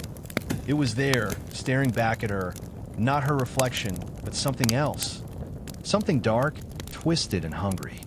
The eyes in the mirror, no, not eyes, pools of darkness, focused on her with an intensity that made her heart race.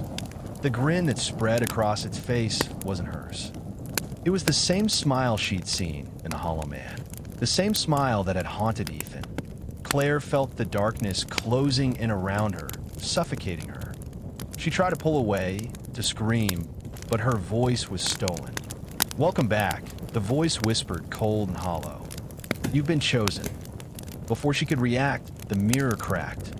The world around her shattered as the glass splintered, and she was pulled inside. Claire's body slammed into the ground with a force that left her breathless. She gasped for air, her hands trembling as she tried to push herself up. Her surroundings were wrong. The world she had been in, the familiar room, was gone. She was now surrounded by endless glass, broken shards floating in a swirling sea of light and shadow. She wasn't alone. The reflection of the Hollow Man stood before her, its dark eyes glowing in the fractured light. "Ethan's not here anymore," it whispered in a voice that wasn't just cold, it was empty, suffocating. "But you are." Claire tried to scream, but nothing came out. Her throat was dry, her body stiff, frozen by an overwhelming sense of dread. She couldn't move, couldn't think. And then, like a distant echo, she heard it, the faint whispers again, now clearer, growing louder.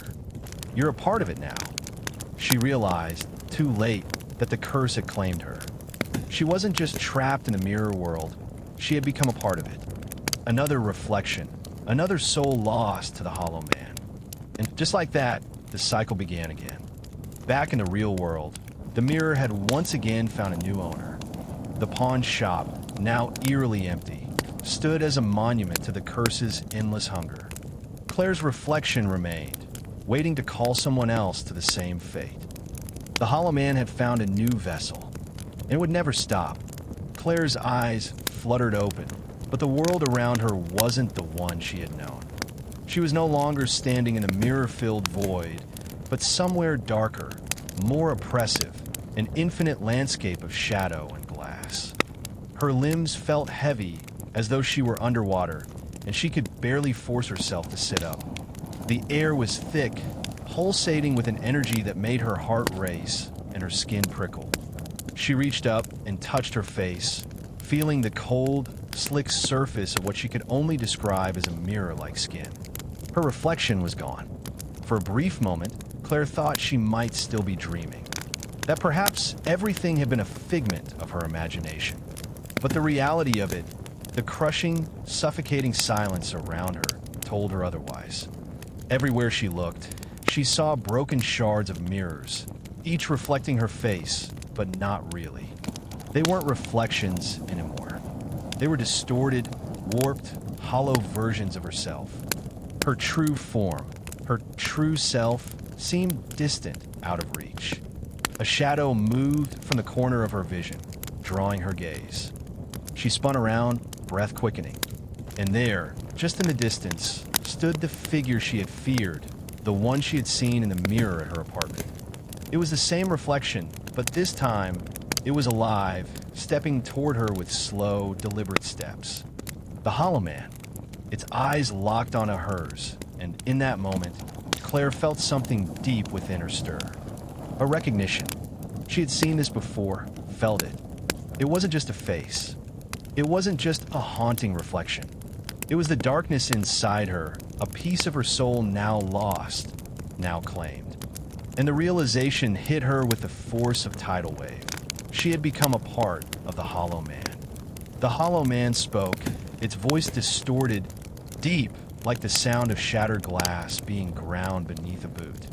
"You have finally joined us," it said, its grin stretching wider as it moved closer. "You were always meant to be here. You were always a part of me." Claire struggled to move, to break free of whatever grip the Hollow Man had on her. But every step she took felt like she was sinking deeper into this world, this mirror world. Her legs refused to obey her, her body fighting against an invisible force that kept her tethered to the darkness. "You belong to me now," the Hollow Man continued, its voice like a ripple in water, curling around her mind, suffocating her thoughts. "You are my vessel, and now, the cycle will never end." Claire's heart pounded in her chest. The cycle. The words felt like a death sentence. She forced her feet to move, dragging herself through the thick, oppressive air. Her reflection, twisted and distorted, watched her every step, its eyes mocking her. It knew that she couldn't escape. She had tried, just like Ethan had, but there was no running from this. There was no salvation. She collapsed to the ground, gasping for breath, clutching at her chest. The Hollow Man stood above her now, its form shifting, growing larger, darker. Its grin seemed to stretch further, more grotesque, until it consumed everything in sight. The glass around them cracked and shattered, forming jagged shards that floated like deadly snowflakes. "You can fight," it whispered, bending down to hover just inches from her face. "You can scream, you can try to resist, but you will always be mine, because you are the reflection." A surge of anger rose up inside Claire. No, she wouldn't be claimed. Not like this. With all her strength, she forced herself to stand, her legs trembling beneath her. She reached out, touching the cold surface of the broken glass at her feet, and something within her snapped. The Hollow Man was inside her, yes. It had claimed her. But there was something more. Something that had been burning in her chest. Something she had not lost yet. Her will. Claire gritted her teeth and, with a final, desperate scream, shattered the glass beneath her hands. The shards exploded outward, creating an intense, blinding light that seemed to tear apart the fabric of the mirror world. The Hollow Man screamed, its voice warping into something unrecognizable as it was thrown backward into the darkness. But as the world around her began to collapse, Claire felt a strange sensation, something tugging at her, pulling her away from the depths of this hellish place. It was a door, a crack in the reality that surrounded her, a flicker of hope. Claire awoke with a gasp, her body jerking upright as though she had been drowning. She was back in her apartment, the familiar walls around her, the scent of her stale coffee lingering in the air. She blinked, disoriented, unsure of what was real and what was a dream. Her reflection in the window across the room was just that, a reflection, nothing more. But as she gazed into the glass, a shiver ran down her spine. It felt wrong. The mirror was gone. She remembered it, the last moment of clarity before she had shattered it. But now, nothing. Had it all been a nightmare? Had she somehow escaped? She stood up, her legs still shaky, and walked toward the kitchen. But the moment her gaze fell onto the reflection of her face, her heart stopped. It was there again. Her reflection. No, the reflection of something else. It was faint at first, but it was unmistakable, the smile. The same grin she had seen in the mirror world. The hollow man smile. Her breath caught in her throat. No. She had escaped. She had torn the world apart. She had freed herself from the grasp of the curse. But she hadn't. As Claire's hands gripped the edge of the counter, her fingers trembling, a thought flashed across her mind, the realization that made her blood run cold. The curse wasn't just about mirrors. It wasn't about the glass or the reflections. It was about something deeper, something that could never be truly shattered. Because the hollow man didn't live in the glass. It lived in the soul. Claire had never escaped. She had only moved the curse.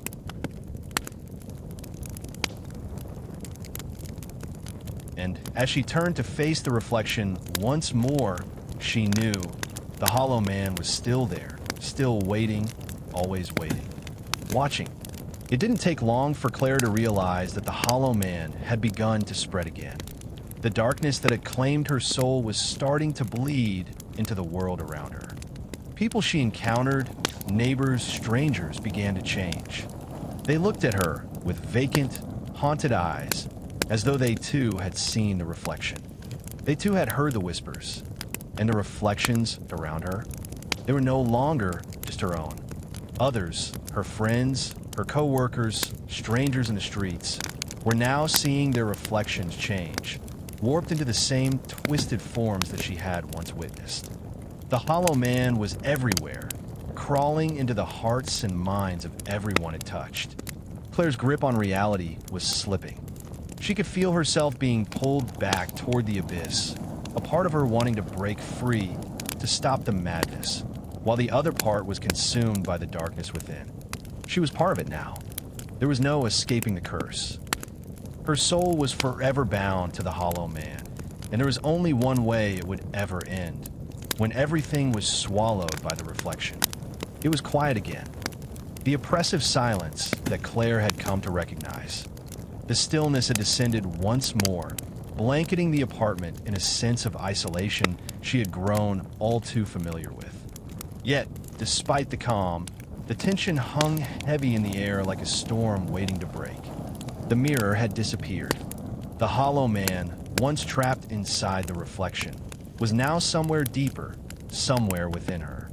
Claire's heart raced, her mind a whirlwind of thoughts, racing through the maze of her memories.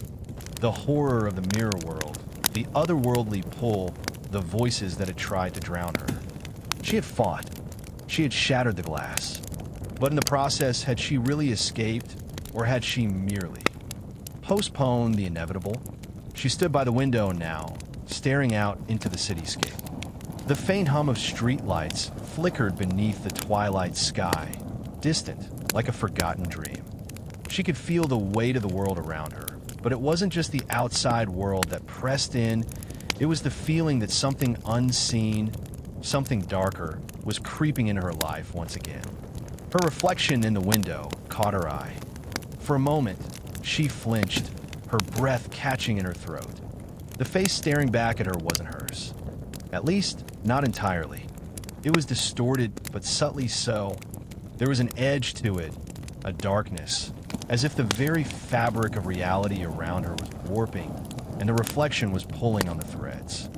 Her fingers instinctively curled into fists as she stepped back from the window, her thoughts colliding in a frantic blur. She had tried to escape. She had tried to break free from the curse. But something in her knew that this wasn't over. The Hollow Man had claimed her, and no matter how hard she fought, it was never going to let go. For the first time in her life, Claire truly understood what it meant to be haunted. But it wasn't just the Hollow Man she feared now. No, what terrified her was the knowledge that she was becoming something else. That part of her soul was lost, drifting between this world and the world of shadows. The curse had changed her, reshaped her. She wasn't Claire anymore. She was a vessel, a reflection of something far older, something ancient and hungry. The whispers began again. Soft, barely audible at first, but unmistakable. She could feel them in her chest, like a pressure, a slow compression of her very being. They started as a murmur, growing louder with each breath she took. Each word a hammer against her skull, each syllable an echo of something dark and vile. Claire. The voice was familiar. Too familiar. It was the Hollow Man's voice. It pulsed through her veins like a poison, each word a drop of venom. Come back. Her legs shook as she stumbled backwards, nearly tripping over her own feet as the whispers grew louder, more demanding. The room around her seemed to shift, the walls stretching, the shadows twisting and curling as if they were alive. She could hear the sound of glass breaking, shards falling, scattering across the floor, but when she looked, there was no broken glass. Just the echoes, the remnants of something unseen. No, she thought, I can't. I won't let it take me again. But even as she willed herself to resist, she could feel it, the pull, like invisible fingers reaching out to drag her into the abyss. Her vision blurred as a heavy darkness settled over her, wrapping itself around her body like a suffocating shroud. Her knees buckled, and she collapsed onto the floor, gasping for breath. The voice was inside her now, echoing in her skull, rattling her thoughts, drowning her in its maddening whispers. It's already too late. Claire's chest tightened. She fought the rising tide of panic, digging her fingers into the carpet beneath her. She had to fight. She had to push back against the curse, against the darkness. Creeping into her soul, she had shattered the mirror. She had escaped. But the more she tried to reason with herself, the more she felt the truth settled deep into her bones. The Hollow Man was inside her. He had always been. The mirror had merely been the conduit, the reflection away for him to reach into the world of the living. But now that he had touched her, there was no escape. The shadows around her swirled and thickened, wrapping around her like a blanket of despair. Claire squeezed her eyes shut, but the images, the flashes of memories, forced their way into her mind.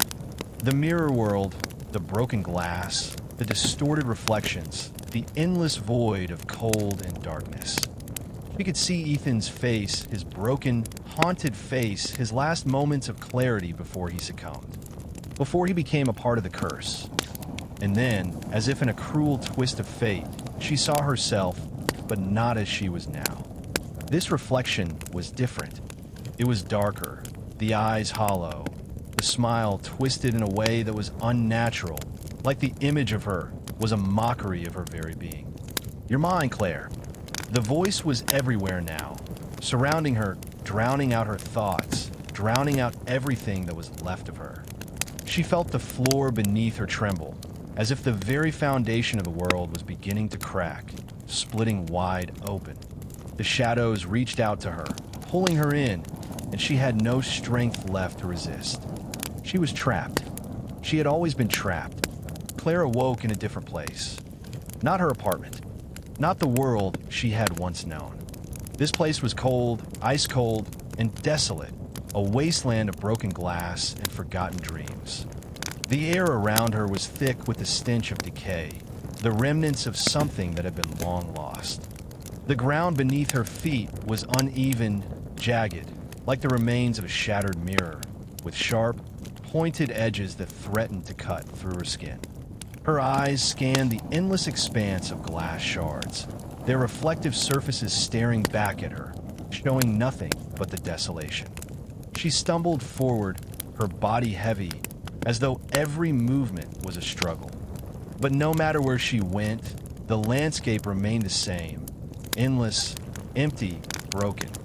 Suddenly, a voice cut through the silence, low and guttural, reverberating through the very air around her. "This is your reality now." Claire froze, her heart pounding in her chest. The Hollow Man's voice again, closer now, growing stronger, more tangible. She turned, her breath catching in her throat. And there, standing in the distance, was the figure she had come to know all too well. The Hollow Man. But this time it was different. It wasn't just a face in the mirror. It wasn't just a twisted reflection. This time, he was standing in the world she had been pulled into. He was real. "You will never escape me, Claire." His voice echoed, low and resonant, vibrating through the air. "You are always mine. You are the reflection. You are the hollow." Claire's legs felt weak beneath her, her resolve crumbling as she took a hesitant step back. She wanted to scream, to fight, to break free, but it was as though the very world around her was suffocating her. "This is your fate," the Hollow Man continued, his figure looming closer now. His smile was monstrous, stretched unnaturally wide, as if it would consume her whole. "You cannot fight what you are. You cannot fight what you become." The reflection of herself, the twisted version of her, appeared beside him, watching her with cold, empty eyes. "You belong to me." Claire could feel the darkness closing in, the Hollow Man's presence suffocating her. The landscape around her seemed to melt, blurring and merging with the broken glass, the reflections twisting and warping into grotesque versions of reality. The more she resisted, the more the world itself seemed to shift, pulling her deeper into the abyss. She collapsed to her knees, defeated. The Hollow Man was right. There was no escape. Claire's chest heaved as she collapsed to the cold, jagged floor, her breath coming in ragged gasps. The world around her was a swirling mass of glass shards and twisted reflections. Every step she took only brought her closer to the Hollow Man, who loomed like a dark specter in the distance, his twisted form growing ever nearer with each heartbeat. His presence was suffocating, overwhelming. "You cannot escape." His voice echoed through the empty space, low and guttural, reverberating through the very air around her. The words scraped at her insides like claws against bone. "You belong to me. You are the reflection." Claire pressed her palms against the floor, trying to push herself upright, but her limbs were weak. Every time she thought she might escape, every time she gathered the strength to flee, the landscape around her shifted. The ground beneath her seemed to ripple like water, warping into something unrecognizable. The shadows pulled at her feet, threatening to drag her back down into the depths. She couldn't breathe. The air felt thick, like she was drowning in it. The Hollow Man was right. There was no escaping him now. Not from this place. Not from the curse. He had claimed her, and no matter how far she ran, no matter how hard she fought, the curse would never let go. But even as the realization sank in, even as she felt the cold fingers of despair curling around her heart, something inside her stirred. A flicker, a spark. Claire's eyes shot to the reflection of herself in the glass shards scattered around her. It was different this time. The reflection was more than just a mirror image. It was a warning. She could see it in her own eyes, the fear, the struggle, the desperate fight for survival that had been burning deep inside her all this time. The reflection didn't look defeated. It didn't look like it had given up. And maybe, just maybe, she hadn't either. Her hand shot out, grabbing one of the glass shards, the sharp edges digging into her palm. She winced, but she didn't care. The pain was real. It was something she could hold on to. She wasn't done yet. The Hollow Man's laughter rumbled around her, a deep, unsettling sound that vibrated through her very bones. You think you can resist me? You think you can fight me? You are nothing. You're already mine. Claire gritted her teeth, gripping the shard tighter. She couldn't let him win. She couldn't let this be the end. Her reflection shifted again, and Claire's breath caught. It was staring back at her, really staring. The hollow eyes were no longer empty. There was something in them. A spark. A will. Her reflection wasn't just a prisoner, it was fighting. And so was she. With a sudden surge of strength, Claire pushed herself to her feet. The hollow man's presence loomed even larger now, but she refused to let it consume her. Her heart raced, adrenaline pumping through her veins. The curse had taken so much from her, but it hadn't taken her will. Not yet. She turned toward the hollow man, her fists clenched, the shard of glass still tightly gripped in her hand. The world around her seemed to darken further, the shadows thickening and closing in. But she didn't flinch. She didn't look away. She was done running. You think you could defeat me? The hollow man's voice boomed, reverberating like a deep growl. You are nothing but a reflection. You are mine. With a wild cry, Claire lunged toward him, the glass shard raised high, the air around her crackling with an electric charge. The hollow man's shadowy form shifted, swirling like smoke, trying to retreat, but Claire was faster. She drove the shard into the ground, piercing the surface of the world itself, shattering the mirror-like reality around her. The world trembled. For a moment, everything went still. The whispering shadows fell silent. The hollow man's figure flickered, as though it was losing its hold on the world. Claire held her breath, her pulse racing. And then, with a deafening crack, the ground beneath her feet shattered, splintering like glass.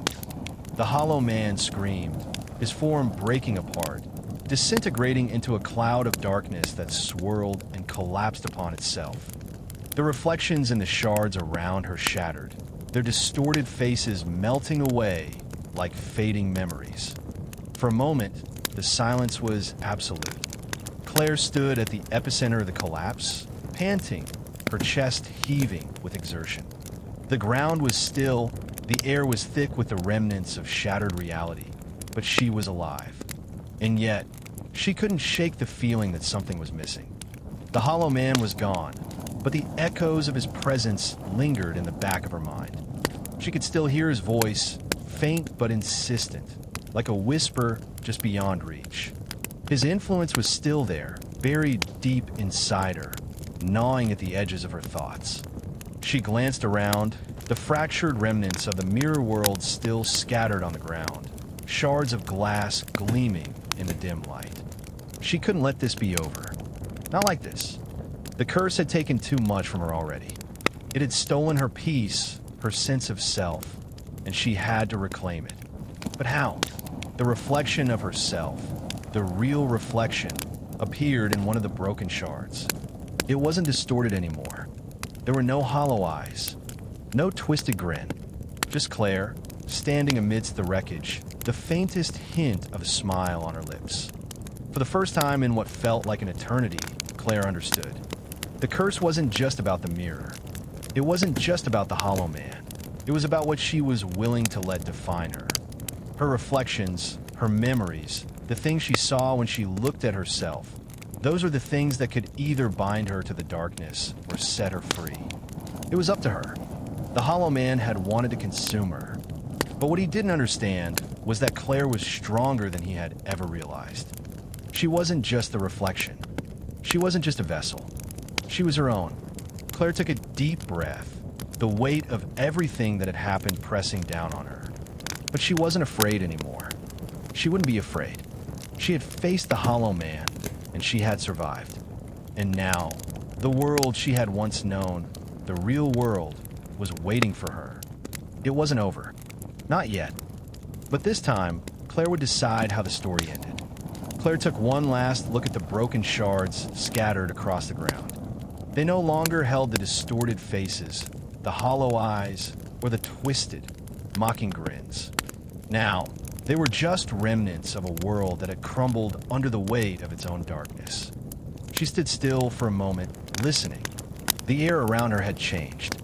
The oppressive silence was gone, replaced by a faint, almost imperceptible hum.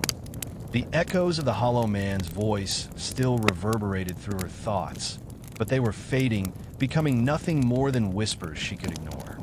She wasn't free yet. The curse was still inside her, a quiet hum beneath her skin. But it was hers to control now. The hollow man had underestimated her strength, and that was his downfall. Claire wasn't just a reflection anymore. She had shattered the boundaries, torn apart the mirrors that had kept her trapped. She was no longer bound by the rules of the hollow man's world. With a steadying breath, Claire turned away from the shattered glass, the weight of the past pressing on her shoulders, but no longer crushing her. She walked toward the exit of the dark, fractured world, each step bringing her closer to the real world, the world she had left behind when she first stepped into the mirror's pull. The darkness tried to cling to her, tendrils reaching from the shadows as if to pull her back, to drag her down. But Claire pushed through, refusing to let it consume her again. She had faced the worst of it, and she had survived. That alone made her stronger than she had ever believed possible. The world outside the mirror was quiet. Still, but Claire knew it was waiting. She didn't know exactly how the hollow man's influence would manifest now, whether it would follow her, haunting her every step, or if it would fade completely. But she had learned something crucial during her time in the mirror world. She wasn't powerless. She could face the darkness, even when it seemed overwhelming. And whatever came next, she would fight it. As she walked through the city streets, the sun setting on the horizon, she could feel the weight of the past lifting from her shoulders. The reflection that had haunted her no longer seemed so terrifying. In fact, she now saw it as a mirror of her own resilience. The hollow man had tried to claim her, but in the end, he was the one who had been defeated. Yet, there was still something about the way the shadows clung to her that unsettled her. It was as if they were watching, waiting. She tried to push the thought away. Focus on the present. She had made it this far. One step at a time. Claire's phone buzzed in her pocket, pulling her from her thoughts. She pulled it out, her fingers trembling slightly as she glanced at the screen. It was a message from Ethan. "I hope you're okay. I've been thinking about you. Let's talk soon." A warmth spread through her chest, but with it came a pang of sorrow. Ethan. She had been forced to leave him behind in the wake of the mirror world. Their connection had been severed, and she knew the consequences would haunt her for a long time. But she had to keep moving forward. There was no going back, no undoing what had happened. She couldn't let the past swallow her whole. She typed a quick reply. "I'm okay. I'll be in touch soon." As she hit send, the hum of the city enveloped her once again. The faces of strangers, the cars whizzing by, the sounds of laughter and voices filling the air, all of it was familiar. All of it felt real. Yet, deep inside, Claire felt the weight of the unknown pressing on her. The shadows that had been so tightly woven into her life hadn't disappeared entirely. They still lingered, tucked away in the corners of her mind, the reflection of the hollow man always just below the surface. It wasn't over, but she was determined to find peace. She had survived the nightmare, and if there was one thing she had learned in all of this, it was that she was more powerful than she had ever imagined. And she wouldn't let the darkness win. The city buzzed around Claire as she walked, but the rhythm of her steps felt like the slow beat of a drum in her ears. There was a constant, nagging awareness at the back of her mind, like an itch she couldn't scratch. The air seemed too heavy, the shadows too deep, as though they were waiting for something, waiting for her to falter, to slip. The hollow man's voice was a distant hum in her thoughts, almost like a memory she couldn't shake, a whisper that would always be just out of reach. She shook her head, trying to focus. No, she wouldn't go back there. Not again. Her phone buzzed again, the vibration snapping her out of her thoughts. She checked the screen to see another message from Ethan. "How long do you think it'll take to feel like ourselves again?" The question hung in the air for a moment, and Claire felt a weight settle in her chest. She didn't know the answer, Not yet. She didn't even know who she was anymore. She leaned against the railing of a bridge, staring out at the river below. The water flowed swiftly, the current unstoppable, relentless like time. The memories of the hollow man, of the mirror world, of the way everything had twisted and turned, felt so close yet impossibly distant. Every moment felt like it was pulling her into two different realities, the one she had lived and the one she had barely escaped. The truth was, part of her wasn't sure she had truly left. The hollow man's grip was still there, wrapped around her, even if it wasn't obvious. The dark reflection of herself, the version that was both her and not her, was still lurking in the periphery of her thoughts. Could she ever truly be free of that shadow? The phone buzzed again, pulling her from her spiraling thoughts. She hadn't replied to Ethan's last message. Her thumb hovered over the keyboard, then paused. What could she say? She couldn't explain what she had been through. The words were tangled in her throat. How could she tell him about the hollow man, about the mirror world, when she barely understood it herself? She typed a reply. I don't know yet. I wish I had an answer. Her fingers hovered over the keys for a moment longer, and then, almost impulsively, she added, but I'm trying. She hesitated before hitting send. It wasn't a lie, not really. She was trying to live in the moment, try to put one foot in front of the other, try to rebuild the world that had crumbled beneath her. But the truth was, every step felt heavy. Every moment was weighed down by the shadows, by the whispers that followed her, just beneath the surface. The message sent, and Claire slid the phone back into her pocket. She straightened, lifting her chin to the sky. The evening breeze was cool against her skin, and she breathed deeply, forcing herself to ground herself in the present. The world around her was real. The river was real. The city was alive. But still, the weight of the unknown pressed in. How long could she outrun it? A sudden shift in the air made her skin prickle. The hairs on the back of her neck stood on end. She turned, looking over her shoulder, but saw nothing. Just the flow of pedestrians, the chatter of voices blending with the sound of the city. And then it hit her like a slap in the face.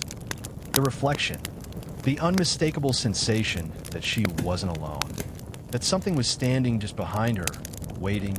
She turned her head, but there was no one there. Her heart skipped a beat. The hollow man's presence. That pull, that coldness was back. She couldn't see him, but she could feel him, lurking just beyond the veil of reality. Her fingers tightened into fists, nails digging into her palms as she took a step back. The shadows, the ones that had been so still and quiet for the past few days, seemed to pulse, stretch, and flicker at the edges of her vision. No. She wasn't going back there. She wouldn't let the darkness consume her again. Her breath quickened, chest tightening as she turned and began walking faster, her steps quickening to a panicked pace. She couldn't be caught in the grip of that world again. She couldn't go back to the mirror, to the curse, to him. But as she hurried along the street, her steps echoing loudly in the empty spaces between the buildings, she couldn't shake the feeling. The shadows stretched longer now, as if the night itself was reaching out for her. Her skin crawled with the sensation of unseen eyes on her, cold and unblinking. She reached a busy intersection, but when she crossed it, the world seemed to distort for a split second, like a ripple across a pond. The lights flickered, the noise of the city muffled, and the shadows seemed to deepen all at once. It was like something in the fabric of reality itself had been torn. And then she saw it. A reflection, but not her own. A figure stood on the opposite side of the street, standing in front of a store window. But it wasn't a reflection of the people walking by. It was her, Claire, standing in the reflection, staring back at her with hollow eyes. She stopped in her tracks, her heart hammering in her chest. Her breath hitched as the reflection slowly moved, stepping away from the window, except the reflection wasn't mimicking her movements. It was walking toward her, its eyes locked on hers. Claire took a step back, her pulse racing. Her mind screamed at her to move, to run, but her feet were frozen to the ground. She couldn't look away from the glass, couldn't tear her gaze from the reflection that was no longer a mirror of her own reality. The figure in the glass smiled. It was a twisted, sickening grin. A grin that wasn't hers. A grin that spoke of darkness. Claire gasped, stumbling backward, her hand reaching instinctively for her phone. But before she could grab it, the figure in the reflection stepped forward with unnatural speed. The glass shimmered, and for just a moment, it seemed as if the reflection was bleeding through the surface, stretching toward her. No! Her breath caught in her throat as she turned and ran, heart pounding as she shoved her way through the crowd of people, her mind whirling, her thoughts racing. No, not again. She didn't dare look back. She couldn't afford to. But the sense of being followed, of being watched, clung to her with a suffocating grip. When she reached her apartment, she slammed the door shut behind her, gasping for air. The room was still, silent. Nothing but the distant hum of the city outside. Claire sank to the floor, her heart still pounding in her chest. She reached up, gripping her hair in her hands, trying to steady herself, trying to force the panic to subside. But the reflection, it was still out there, watching, and somehow she knew it was only just beginning. The silence of the apartment pressed in on Claire, a thick, suffocating fog that made it hard to breathe. She curled into herself on the floor, her knees drawn to her chest, trying to steady her racing heart. Her breath came in short, ragged gasps as her eyes darted around the room, half expecting to see the reflection again, somewhere in the glass, the windows, or the mirrors. But there was nothing, except for the sense of impending doom that settled over her like a heavy blanket. Was it real? The reflection she had seen outside on the street? It couldn't have been real, could it? She hadn't been looking into a mirror, but the glass of a store window, and yet the figure that had grinned back at her had felt all too real. She'd seen those hollow eyes before, in the mirror world, the one she had just escaped from. A shiver ran down her spine. It was impossible. She had faced the hollow man.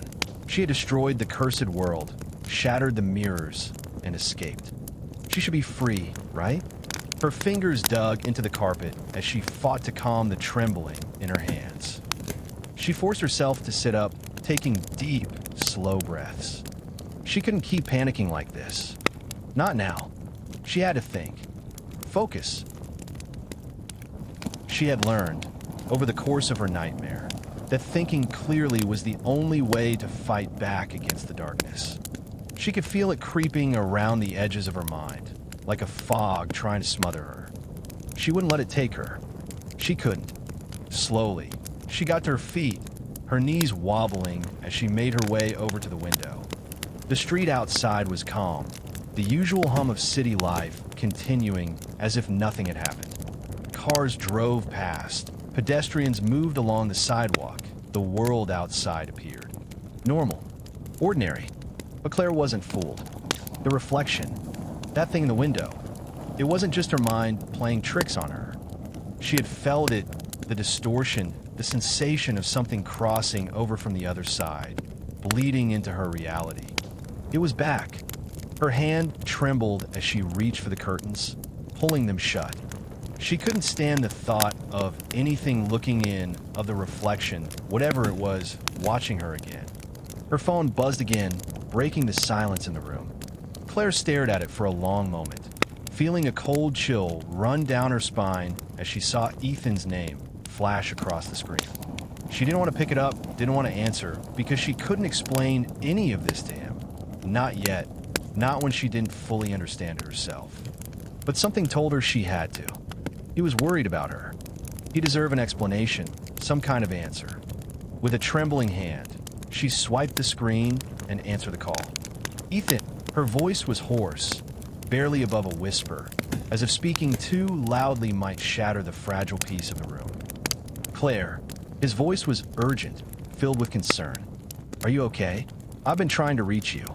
Claire's throat tightened, and she forced herself to sit down on the couch. She could hear the worry in his voice, but she didn't know how to explain the terror she had just felt, the reflection, the shadows, the creeping sense that something was wrong. "I'm fine," she said quickly, even though it was the farthest thing from the truth. She didn't know if she believed it herself. Just a little shaken up. "I think I just need some time to process everything." There was a pause on the other end, and then Ethan's voice softened. "I get it, but Claire, I'm here for you. Whenever you're ready to talk, I'm here. I'm not going anywhere. Just, please don't shut me out." The sincerity in his voice made her heart ache, but she couldn't afford to drag him into this. Not when she didn't know what was going on. Not when the darkness was still lingering just beyond her reach. "I won't," she promised, even though the words fell hollow. "I just need some space." Another pause, longer this time. Claire could almost hear the weight of his concern on the other end, but he didn't push. Finally, he spoke again. "All right, just take care of yourself." "Okay." "I will," Claire replied, but the words felt empty. She didn't know if she could keep that promise. Not now. After a long moment, she hung up, her fingers lingering on the phone as if holding on to the last connection to a life that felt increasingly distant. Her apartment was still quiet. Still, but the unease that had settled in her chest wouldn't go away. She had to do something. She had to figure out what was happening. Her eyes drifted to the broken shards of the mirror she had kept. The glass she had shattered when the hollow man's presence had been too strong to ignore. It was a part of her victory, a symbol of her strength, but now it felt like a curse. She couldn't shake the feeling that something was wrong, that the crack she had left in that world had somehow allowed something to seep through. With slow, deliberate steps, Claire crossed the room, her breath caught in her throat. She stood in front of the small table where she had left the shards. The pieces were scattered, their jagged edges glinting in the dim light of the room. She stared at them for a long time. Every instinct told her to walk away, to leave it all behind, but she couldn't. She couldn't afford to ignore it anymore. Something was still in the shards, something that didn't belong in the real world. With trembling fingers, she reached for the largest piece, the one she had used to break the world. As soon as her fingers made contact, the room seemed to shift, as if the glass were pulling her back into the mirror world. Her breath caught in her throat as the glass began to hum, a low, vibrating sound that seemed to resonate with her very bones. No, not again. But she couldn't pull her hand away. The humming grew louder, stronger, as if the shards were calling to her, pulling her back toward the darkness. And then, for a fleeting second, the air in the room thickened, and Claire could have sworn she saw the hollow man's reflection in the glass, standing just behind her. The reflection grinned at her, and this time, it wasn't just a twisted image, it felt alive. "No!" With a shout, Claire flung the glass piece across the room. It shattered against the wall, the sound of breaking glass filling the air. Her chest heaved as she stood there, eyes wide, staring at the pile of broken fragments. The room was silent once again. Still, but the feeling of being watched didn't go away. The reflection wasn't gone. Not yet. Claire stood frozen in the middle of the room, her heart still hammering in her chest. The silence around her felt thick, suffocating. Every nerve in her body screamed at her to run, to escape the shadows that seemed to close in from every corner of the room. But there was nowhere to run. The hollow man's presence was everywhere, and it was starting to feel as if it was seeping out of the very walls, the floors, the air around her. The pieces of the shattered glass lay scattered on the floor, each fragment glinting like a jagged reminder of everything she had tried to leave behind. She stared at them, her breath shallow, as if looking at the shards for too long might pull her back into the world she had fought so hard to escape. "I can't go back there. I won't." But the reflection, it wasn't gone. It was still there, lingering in her mind, in the depths of her thoughts. She could feel it like an invasive whisper, like a shadow, just beneath her skin. The smile, the eyes, that twisted, mocking expression, It was as if it had crawled into her soul and made itself at home. She forced herself to take a step back, her feet stumbling as she moved toward the door, her hand trembling as she reached for the doorknob. She had to get out of this room. The longer she stayed in it, the more it felt like the walls were closing in. Before she could open the door, her phone buzzed again. The sound was sharp, cutting through the oppressive silence like a knife. Claire flinched, almost afraid to check the screen, but something inside her pushed her to do it anyway. It was Ethan again. "Claire, please. I need to know you're safe." His words, filled with worry and desperation, twisted something deep inside her. She didn't want to drag him into this. She couldn't bring the darkness into his life, into the lives of anyone she cared about. But as her thumb hovered over the message, the weight of her isolation pressed down on her. She couldn't face this alone. She couldn't fight this on her own. Taking a deep breath, she typed a response, her fingers shaking as she did. "I don't know what's happening. Something's following me." As soon as she sent the message, she felt a strange, unsettling sensation, like the air around her had shifted. It was subtle at first, a faint prickling at the back of her neck, but then it grew stronger, colder. The shadows in the room seemed to stretch, creeping along the edges of the walls, the floor, the ceiling. The reflection was no longer just in her mind. It was there, in the room with her. It wasn't just the glass anymore. The hollow man had broken through in a way she hadn't expected. He was no longer confined to the mirrors. He was in the world she had fought so hard to return to. A chill ran through Claire's body, and she spun toward the door. She had to get out. She had to leave before it was too late. But as she reached for the door again, her eyes caught sight of something in the corner of the room. Something small, almost insignificant at first glance. A scrap of paper crumpled and half hidden beneath the sofa. It hadn't been there before. She bent down, her heart pounding in her chest as she reached for it. As her fingers brushed the paper, a jolt of energy shot through her, a burst of cold that made her breath catch. It felt wrong. Whatever this was, it wasn't just a scrap of paper. It was something else. With trembling hands, Claire unfurled the paper.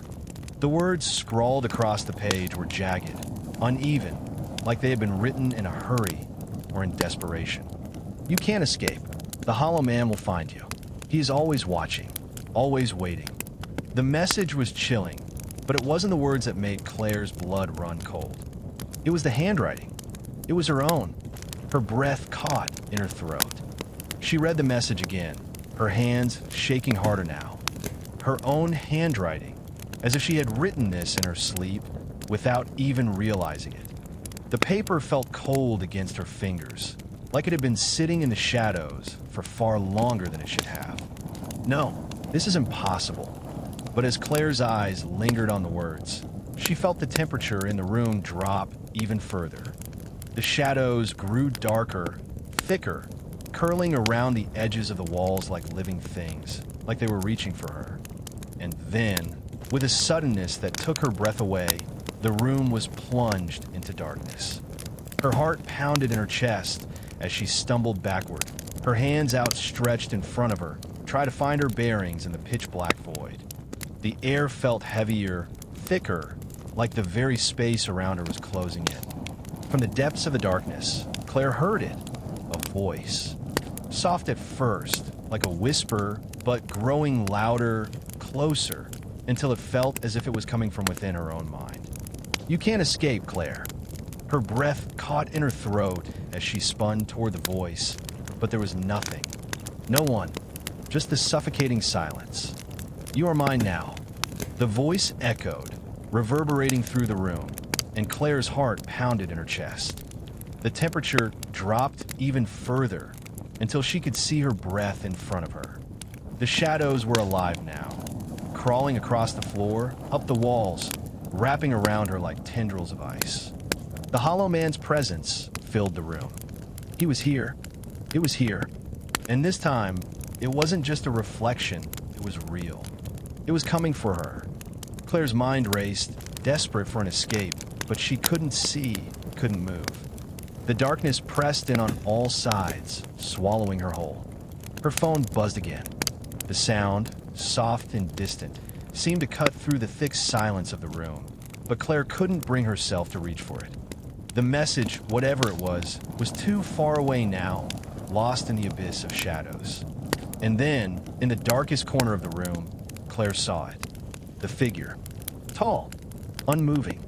Its eyes gleamed in the shadows, reflecting the faint light of the phone screen. The Hollow Man. She couldn't escape. He had found her, and this time there would be no way out. The darkness seemed to stretch out forever, consuming everything in its path. Claire's heartbeat thundered in her ears, loud enough to drown out all other sound. The shadows crawled across the room like living creatures, twisting and writhing in unnatural patterns. Every breath she took felt sharp and ragged, the cold in the air like ice scraping against her lungs. The Hollow Man stood in the farthest corner of the room, still as a statue, his eyes gleaming with an unnatural, predatory light.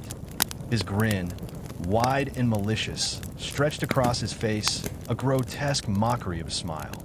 Claire could feel it, his presence, like a weight pressing down on her chest, suffocating her.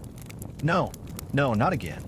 She clenched her fists, trying to summon some courage, some defiance.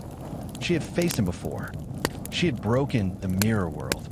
She had destroyed the curse. She had fought for her freedom. But the Hollow Man had always been there, lurking just beneath the surface, waiting for a crack to appear. And now that crack was here. Her thoughts spun wildly, searching for something, anything that could give her an edge.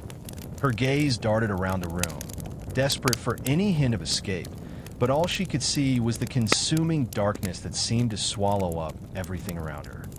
Her eyes flickered back to the Hollow Man as she saw his grin widen, his eyes gleaming with a cold, otherworldly hunger. His voice, when it came, was low and raspy, like it had been dragged across the gravel of the earth. "You can't run from me, Claire." The words sent a jolt of fear through her, but she forced herself to stand tall, her back straight despite the overwhelming terror clawing at her insides. She wasn't going to let him win again. Not this time. "I'm not running," she spat, her voice trembling but defiant. "I'm not afraid of you." The Hollow Man tilted his head, the grin never leaving his face. He took a slow step toward her, the shadows around him thickening with every movement, like they were feeding off his presence. "You should be..." The words hung in the air, and Claire's breath caught in her throat. She had to think. She had to fight back. The mirror world had been a twisted version of reality, but the world she was in now, this place, was real. Wasn't it? Her fingers brushed the edge of the table, and she felt something sharp beneath her fingertips. The shards of the broken glass from the mirror. She had forgotten about them in the chaos, but now they were a lifeline, an anchor to the world she had once escaped from. She grabbed a jagged piece, her fingers stinging as she wrapped her hand around it, the sharp edges digging into her skin. The cold of the glass burned through her hand, sending a flash of pain up her arm, but she held on to it. It was the only weapon she had left. The Hollow Man took another step forward, his smile widening, if that was even possible. He didn't seem to be in a rush, like he was savoring the moment, watching her struggle. But Claire wasn't about to let him control the pace. With a sudden burst of movement, she lunged forward, brandishing the shard of glass in front of her like a weapon.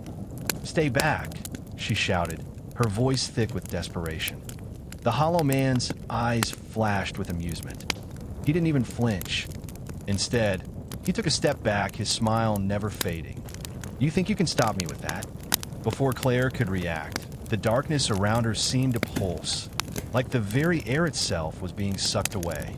Her vision blurred, and she felt an overwhelming pressure in her chest, as if the world was collapsing inward, closing in on her from all sides. She stumbled, unable to keep her balance, but she refused to fall. She couldn't. Not now. Suddenly, the pressure stopped, and the room felt still again, eerily still. The shadows seemed to recede just a little. The hollow man's form flickered, distorting like a warped reflection, his grin still too wide. His voice echoed around her, no longer coming from one direction, but from all around. "I'm everywhere, Claire." His voice, cold and hollow, filled her ears. The room seemed to spin, and for a moment, Claire wasn't sure where she was anymore. Everything felt like a dream.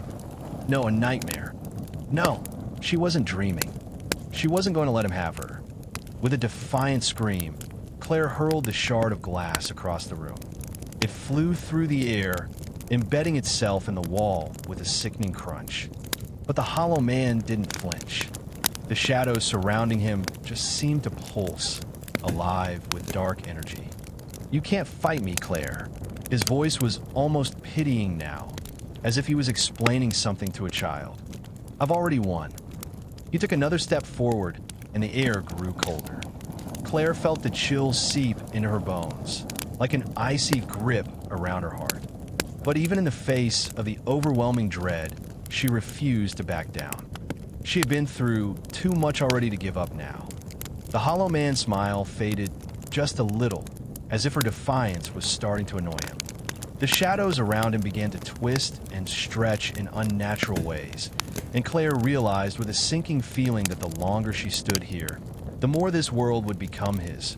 More warped, more broken, more twisted until there was nothing left of the reality she had once known. "You can't escape me, Claire."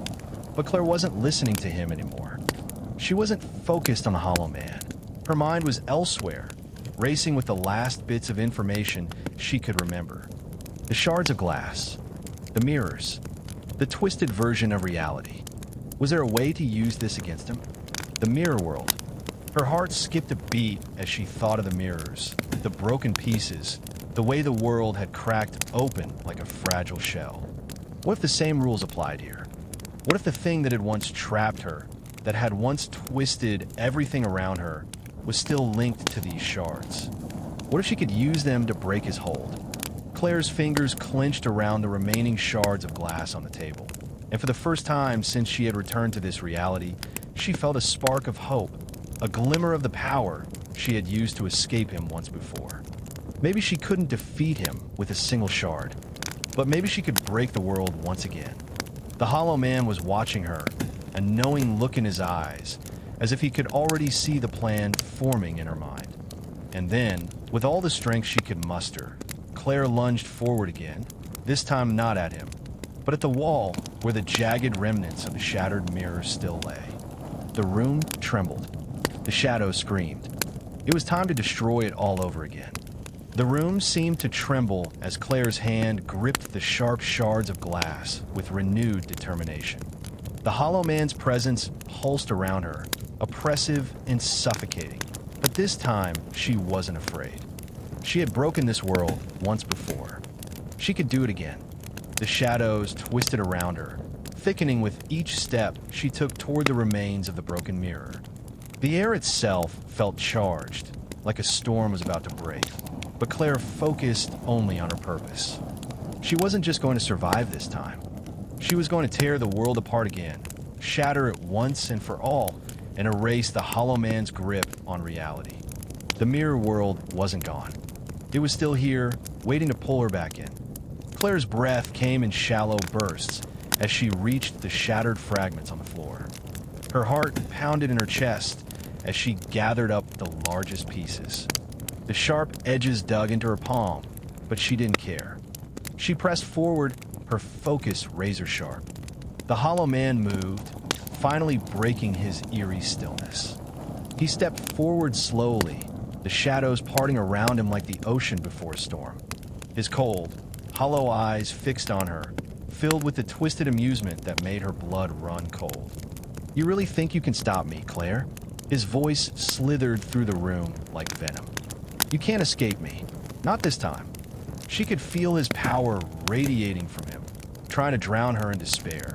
But Claire wasn't going to let him win. She couldn't. Not when she could feel the mirror's power surging through her fingertips. She swung her arm forward, slamming the sharp shard of glass against the nearest wall. The sound of breaking glass echoed, but it was more than just a shatter. It felt like a crack in reality itself, a wound that tore through the fabric of the world. The room shook again, harder this time, as if the very foundations of this place were beginning to crumble. The hollow man's face twisted in anger, his grin stretching unnaturally wide. He reached for her with outstretched hands, but Claire was already moving, pushing another shard into the wall, creating another fracture. "You can't undo what's been done," he screamed, his voice growing frantic. But Claire could see the fear beneath his fury. She had him on the edge. He was no longer the invincible force he had once seemed. He was just another shadow, just another broken thing. She pressed forward, her hands shaking with determination as she attacked the walls, the floor, the ceiling, her movements becoming a blur of frantic destruction. Every piece of glass, every fracture she created sent ripples through the room, shattering the calm, shattering his control over the space. The hollow man writhed, his form flickering and distorting like a reflection in a broken mirror. The shadows that had once clung to the walls now seemed to recoil, as if the power that had once sustained them was being drained away. You can't." His voice was a rasp now, desperate and frenzied. "This is my world. You can't just." But Claire wasn't listening anymore. She was too focused on the cracks, on the way they were spreading, on the way the very air seemed to be ripping open. The world was starting to tear at the seams, and she knew she had to finish it. She took the largest shard of glass in her hand, and, with every ounce of strength she had left, she drove it into the floor beneath her. The force of it was immense, and, for a moment, everything seemed to stop. Then, the world exploded. The room cracked open like the surface of a shattered mirror, the walls splintering and crumbling away into nothingness. The hollow man screamed, his voice an echo in the void as the shadows around him dissipated into thin air. His form flickered, contorted, then fractured like glass breaking under pressure. Claire felt herself being pulled, her body weightless, as the room around her dissolved into a vast, empty space. The world was breaking apart, crumbling into fragments, and she couldn't hold onto it anymore. But then, in the midst of the chaos, she saw it, just for a second. The reflection of the hollow man. His figure was gone, his face shattered into pieces, but in the fractured space, a single sliver of him remained, fading away into nothingness. And then there was silence. The stillness was overwhelming. It pressed in on her like 1,000 years of waiting, of watching. She couldn't hear her breath, couldn't hear the beating of her heart. It felt like she was floating, weightless in a void. A cold, empty place. Claire reached out, her hands trembling, but there was nothing left to touch. The world she had fought to save was gone, erased, shattered into nothing. For a long moment, Claire wondered if this was the end. The hollow man was gone, but had she destroyed everything in the process? Had she broken the very fabric of reality? And then, just when she thought she couldn't hold on any longer, a sliver of light pierced through the darkness. It was faint at first, but it grew brighter, warmer, until it enveloped her completely. The light washed over her, like a wave breaking against the shore, pulling her back into reality. The void faded, the shadows receded, and Claire felt solid ground beneath her feet once again. The air was warm, the familiar hum of life around her returning. It was as though she had never left, as though the nightmare had been nothing more than a bad dream. But when Claire looked around, she realized she wasn't alone. Ethan stood before her, his eyes wide with concern. His hands were outstretched, and his voice was soft, tentative. "Claire, are you okay?" Claire blinked, her mind still reeling from the chaos of the last few moments. She didn't know if she could trust what she was seeing, if this was real or another trick, another part of the curse. But when she looked at Ethan's face, saw the worry in his eyes, she knew he was real. This was real. Her heart slowed as she took a shaky step toward him. I think I'm okay," she whispered, her voice barely audible. And for the first time in what felt like forever, she felt a glimmer of peace. It wasn't over. Not yet. But maybe, just maybe, she had finally broken free. Claire felt Ethan's warm presence like an anchor, a stark contrast to the cold, chaotic void she had just escaped.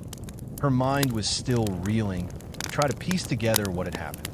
The weight of the past few moments, of the hollow man, of breaking the very fabric of reality, pressed down on her shoulders like a physical burden. But here, in this moment, with Ethan standing before her, everything seemed almost normal. Almost like it hadn't all been real. Almost like the darkness that had haunted her, the shadows that had followed her, were nothing more than a bad dream. Ethan's eyes scanned her face, his expression still full of worry, but also something else, relief. He reached out, his hand gentle but firm, as if trying to reassure himself that she was really here, that she hadn't disappeared into the darkness once again. "I was so scared, Claire. You were gone for hours. I couldn't reach you. What happened?" The weight of his words hung in the air, and Claire swallowed hard. She opened her mouth to speak, to explain, but no words came out. How could she explain the unexplainable? The nightmares she had lived through, the horrors that had twisted her mind, the way the world itself had fractured and shattered under the hollow man's control. How could she tell him that she had faced the thing that had haunted her dreams and had nearly lost everything in the process? Her hands were still shaking, the remnants of adrenaline coursing through her veins. She looked down at her palms, where tiny cuts from the broken glass had started to bleed. The pain was real, but it felt distant, almost insignificant compared to the terror she had just faced. I don't know how to explain it," Claire whispered, her voice trembling. "It was real. He was real. The hollow man. The curse, it wasn't over. It's still out there." She paused, trying to steady her breathing, trying to make sense of the mess inside her head. I thought I could stop it, but I think I've just made everything worse." Ethan took a step forward, his brow furrowing with concern, but his expression softening as he reached out to touch her arm. His touch was warm and grounding, and it brought her a small measure of comfort, even as the remnants of the nightmare clung to her like a second skin.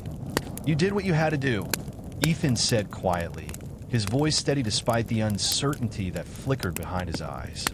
"You fought back. You're still here. That's what matters." But Claire could feel the unease in his words, the doubt that lingered in his tone. He was trying to reassure her, trying to make her believe that everything was okay. But she could feel it too, the emptiness that still remained, the shadows that hadn't quite faded away. She had broken the world once, but what if it wasn't enough? What if the hollow man wasn't really gone? What if he was just waiting, biding his time, ready to strike again when she least expected it? "I don't know if I'm ever going to be safe," Claire admitted softly, her voice barely above a whisper. She shook her head, fighting back the rising tide of panic. "I don't think this is over. I think it's just the beginning." Ethan's expression hardened, determination flashing in his eyes. "Then we'll face it together," he said firmly, his grip on her arm tightening slightly. "We'll find a way to stop it for good. You're not alone, Claire." She wanted to believe him. She wanted to believe that, with Ethan by her side, they could face whatever came next and put an end to this nightmare. But deep down, Claire knew the hollow man had never been about physical strength. He had never been about fighting in the traditional sense. He was something darker, something insidious, something that thrived on fear and isolation. And no matter how many mirrors she shattered or walls she broke, as long as he still existed, he could always come back. Still, in Ethan's gaze, in the warmth of his touch, Claire felt a flicker of hope, something she hadn't felt in a long time. Maybe, just maybe, they could find a way to banish the hollow man for good. Maybe they could find a way to end the curse. She drew in a deep breath, trying to steady her racing thoughts. She wasn't ready to give up yet, not with everything she had left to fight for. "We need to figure out what's really going on," Claire said, her voice gaining strength as the resolve began to build inside her. "If the hollow man's still out there, if he's still hunting me, then I need to understand how. I need to know why."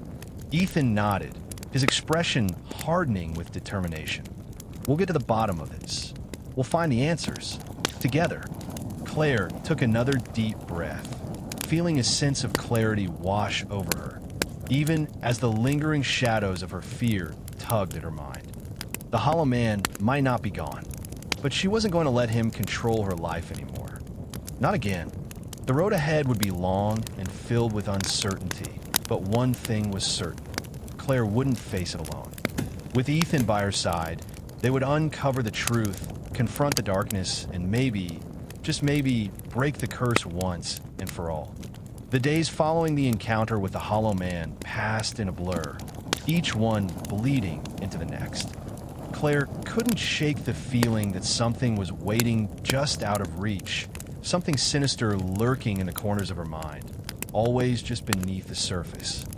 The fear was still there, gnawing at her, threatening to rise again.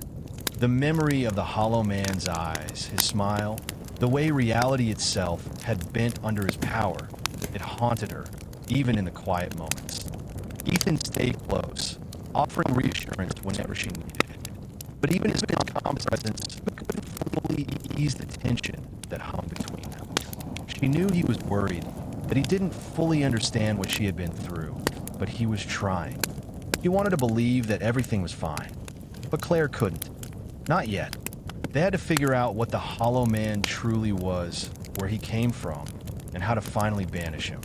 She couldn't keep running from him. She wouldn't. But the answers weren't coming easily. No matter how much she searched, no matter how many hours she spent poring over books, old notes, or even searching for strange occurrences, there was nothing concrete. The Hollow Man seemed to exist in a place beyond logic, beyond the reach of explanation. It was like trying to capture smoke with her bare hands. She sat at the small kitchen table, staring at the pile of papers and books in front of her. The words blurred together, her mind too tired to absorb any more information. Ethan had stepped out to run an errand, and it felt like the perfect opportunity to think without the pressure of his hopeful gaze. A light tap on the door broke the silence, and Claire tensed, instinctively standing up. Her heartbeat quickened, the same dread that always accompanied the Hollow Man's presence flooding her chest. Her mind raced, her body freezing in place. Was it him? Was this how it started again? She hesitated, her hand hovering over the door handle. It could be anyone, Ethan returning early, a neighbor, maybe even a stranger. But something in her gut told her to be cautious. The knock came again, louder this time, urgent. Claire's grip tightened around the handle. The rational part of her brain screamed that it was nothing to fear, but her instincts were already screaming something else. She pulled the door open cautiously. The figure on the other side was not who she expected. A woman stood in the doorway, dressed in a dark jacket with her hood pulled up. Her face was partially obscured by shadows, but Claire could see enough to notice the intense, searching look. In her eyes, something about her seemed off, like she was too composed, too focused on Claire, like she knew something Claire didn't. "Can I help you?" Claire asked, her voice guarded, her body tense. The woman didn't answer right away. Instead, she took a step closer, studying Claire with an intensity that made her skin crawl. For a moment, the silence stretched between them, heavy and uncomfortable. "Are you Claire Jameson?" the woman finally asked, her voice low and quiet, but carrying an underlying urgency. "Yes," Claire said, her mind already racing. "Who are you?" The woman's eyes flicked to the side, almost like she was checking if anyone was watching. Then she leaned in closer, her voice barely above a whisper. "I know what you've been through. I know who you've been fighting, and I'm here to help you." Claire's stomach dropped. She stepped back instinctively, glancing over her shoulder toward the living room, where Ethan's things were still scattered across the floor. She didn't know this woman. She didn't trust her. "You're not making any sense," Claire said, her voice shaking slightly. "Who are you, really?" The woman looked around quickly once more, then took another step closer, her eyes never leaving Claire's face. She wasn't backing down. If anything, She was pushing forward, her presence both commanding and unnerving. "My name is Kara," she said, her voice calm, measured. "I've been watching the Hollow Man for a long time. I know what he is, what he does, and I know how to stop him." Claire's breath caught in her throat. She tried to hide the shock, but her heart began to race. "How do you know all this?" she asked, her voice barely more than a whisper. "How do you know about him? About what happened to me?" Kara's eyes softened, just slightly, but the hardness remained beneath the surface. "I've been following his trail for years. The Hollow Man is not just a curse. He's a force, something older than we can understand. He feeds off fear, off chaos. He thrives in the cracks of reality." Claire's mind was spinning. The Hollow Man had always been a figure of darkness, a shadow that had lingered just outside of comprehension. And hearing this woman, Kara, talk about him like it was some kind of force, some ancient evil, made the hairs on the back of Claire's neck stand up. "Why now?" Claire asked, taking a slow step back. "Why are you here now? And why should I trust you?" Kara's gaze never wavered. "Because I'm the only one who can help you understand what he is. You've already come close to breaking the curse, but it's not enough. He's still out there, and he's getting stronger. He's hunting you, Claire. But if we work together, we can end this for good." The words hit Claire like a punch to the gut. The Hollow Man was hunting her. She thought she had escaped him. She thought she had done what was necessary to break the cycle. "How do you know he's after me?" Claire asked, her voice sharp with suspicion. She had been so careful, so paranoid about the Hollow Man's influence.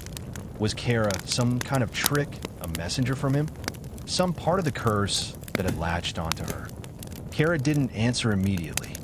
She glanced behind Claire into the apartment, her eyes calculating, then shifted her focus back to Claire.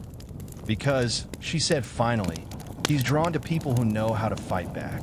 And the closer you get to breaking his hold, the more powerful he becomes. He's been watching you, and he's not going to stop until you're broken completely." Claire took another step back, her heart pounding in her chest. Kara's words resonated with the dread that had been growing inside her ever since the first encounter with the Hollow Man. Could it be true? Was he really watching her, waiting for her to slip up? "How do you know all of this?" Claire demanded again, her voice tight with fear and anger. "Who are you really? What do you want from me?" Kara's face softened, but her eyes remained intense.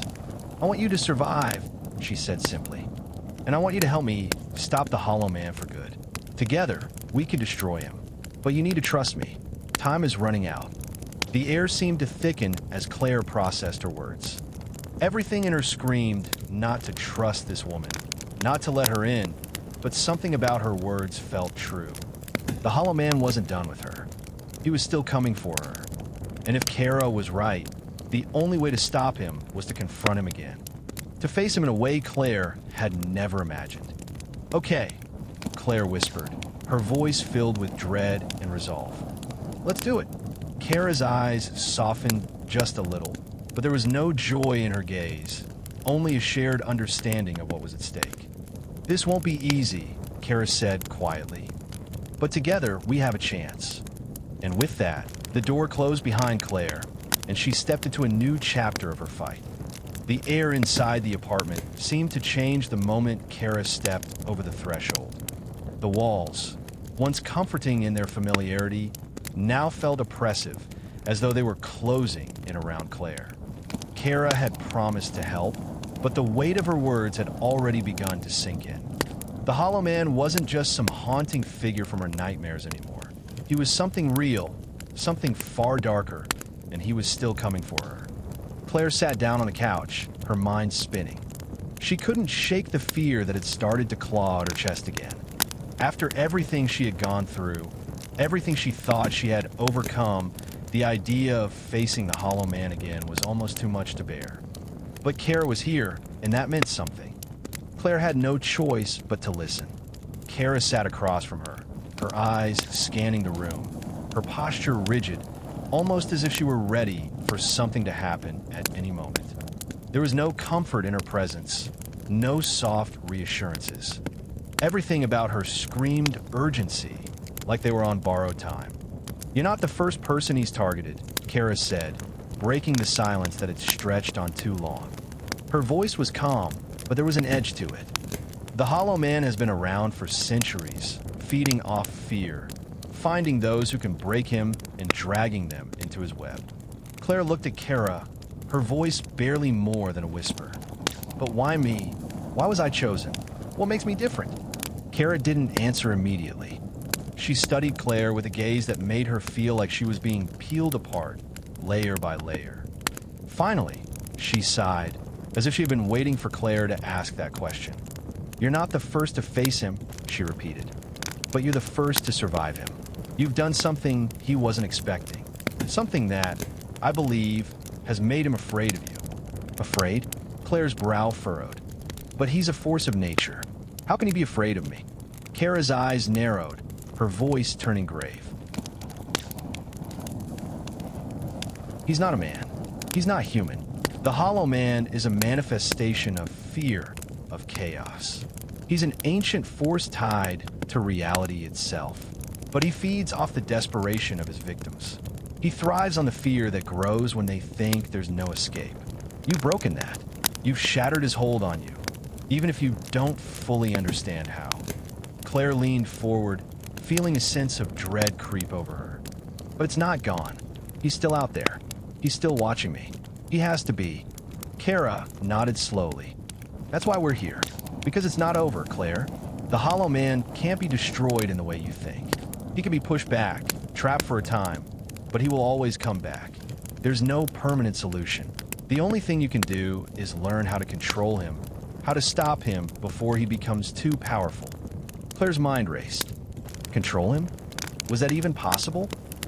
After everything she had been through, the way he had twisted reality, the way his presence had consumed her every waking moment, how could anyone control that? It felt impossible. What do you mean, control him? Claire asked, her voice strained with disbelief. How can anyone control something like that? Kara's expression softened, but it wasn't comforting. She was speaking in the language of someone who had lived with the horrors of the Hollow Man far too long.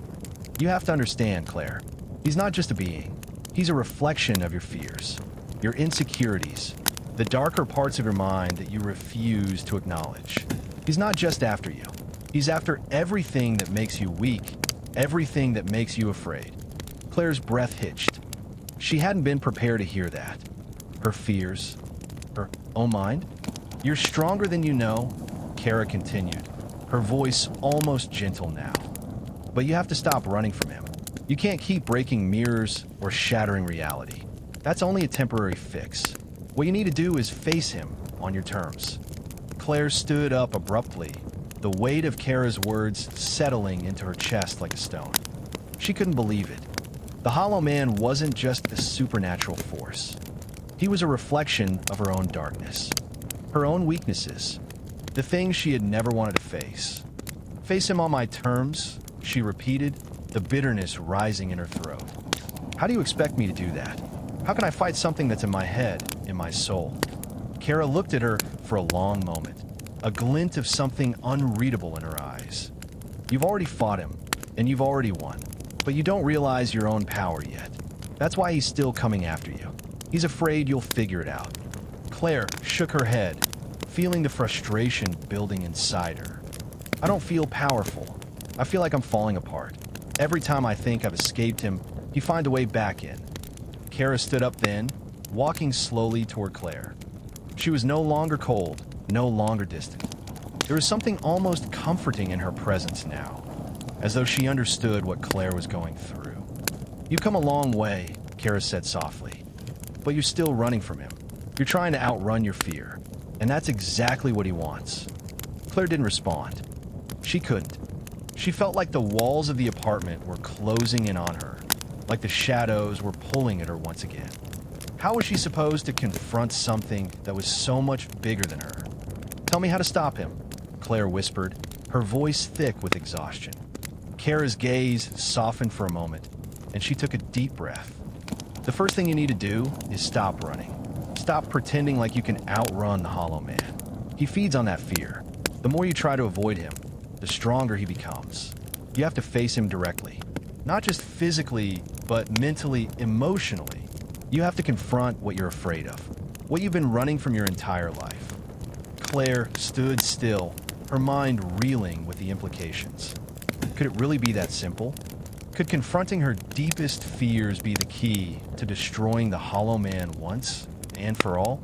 You've already broken him once, Kara continued. But the next time you face him, it will be different. You won't be alone. You won't be fighting in the dark. Claire took a step back, uncertainty flooding her chest. She wanted to believe Kara. She wanted to believe that there was a way out of this. But everything inside her told her this wasn't going to be easy. The Hollow Man had come close to destroying her, had almost dragged her into his twisted realm. And now she had to confront her own darkness in order to end it.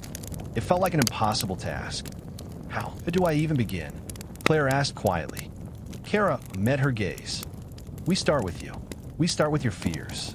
Once you can look them in the eye, once you can stand against them without flinching, you'll have the power to stop him.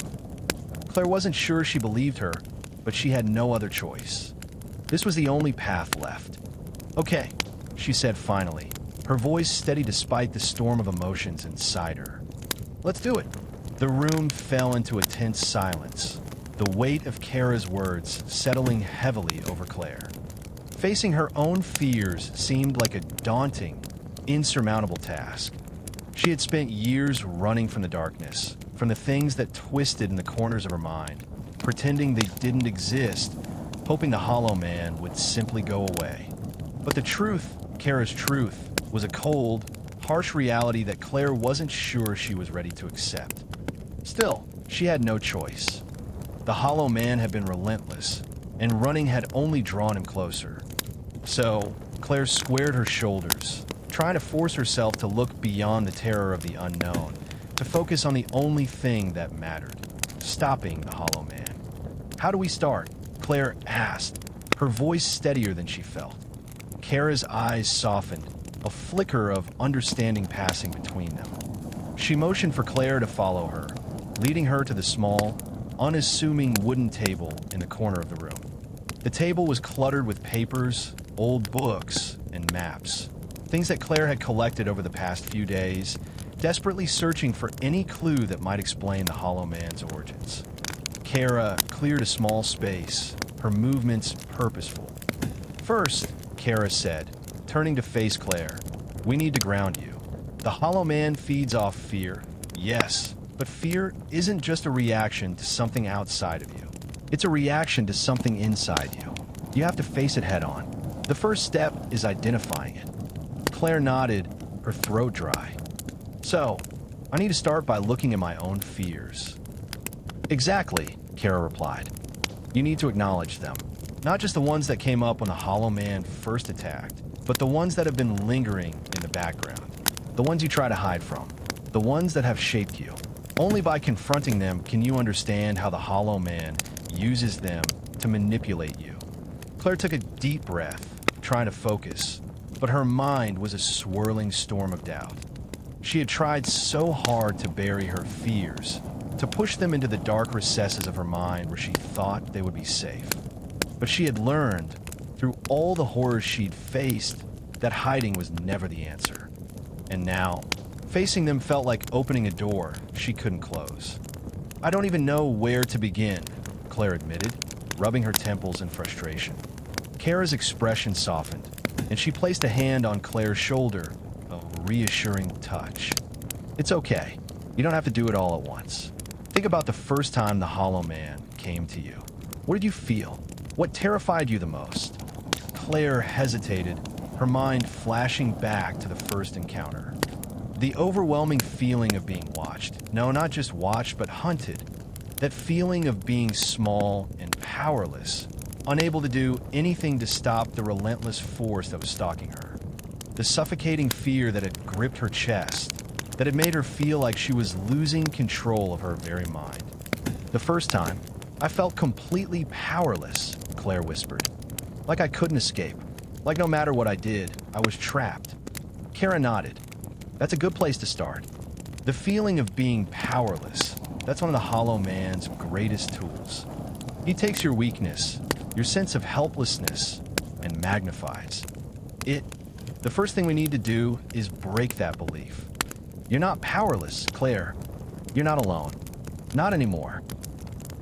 Claire looked up at Kara, her eyes filled with uncertainty. Not powerless? She wanted to believe that. She wanted to believe that she could fight back. But there had been so many times, countless moments, when she had felt completely at the mercy of the Hollow Man. His power had been overwhelming, suffocating. How could she ever overcome that? Kara seemed to sense her hesitation.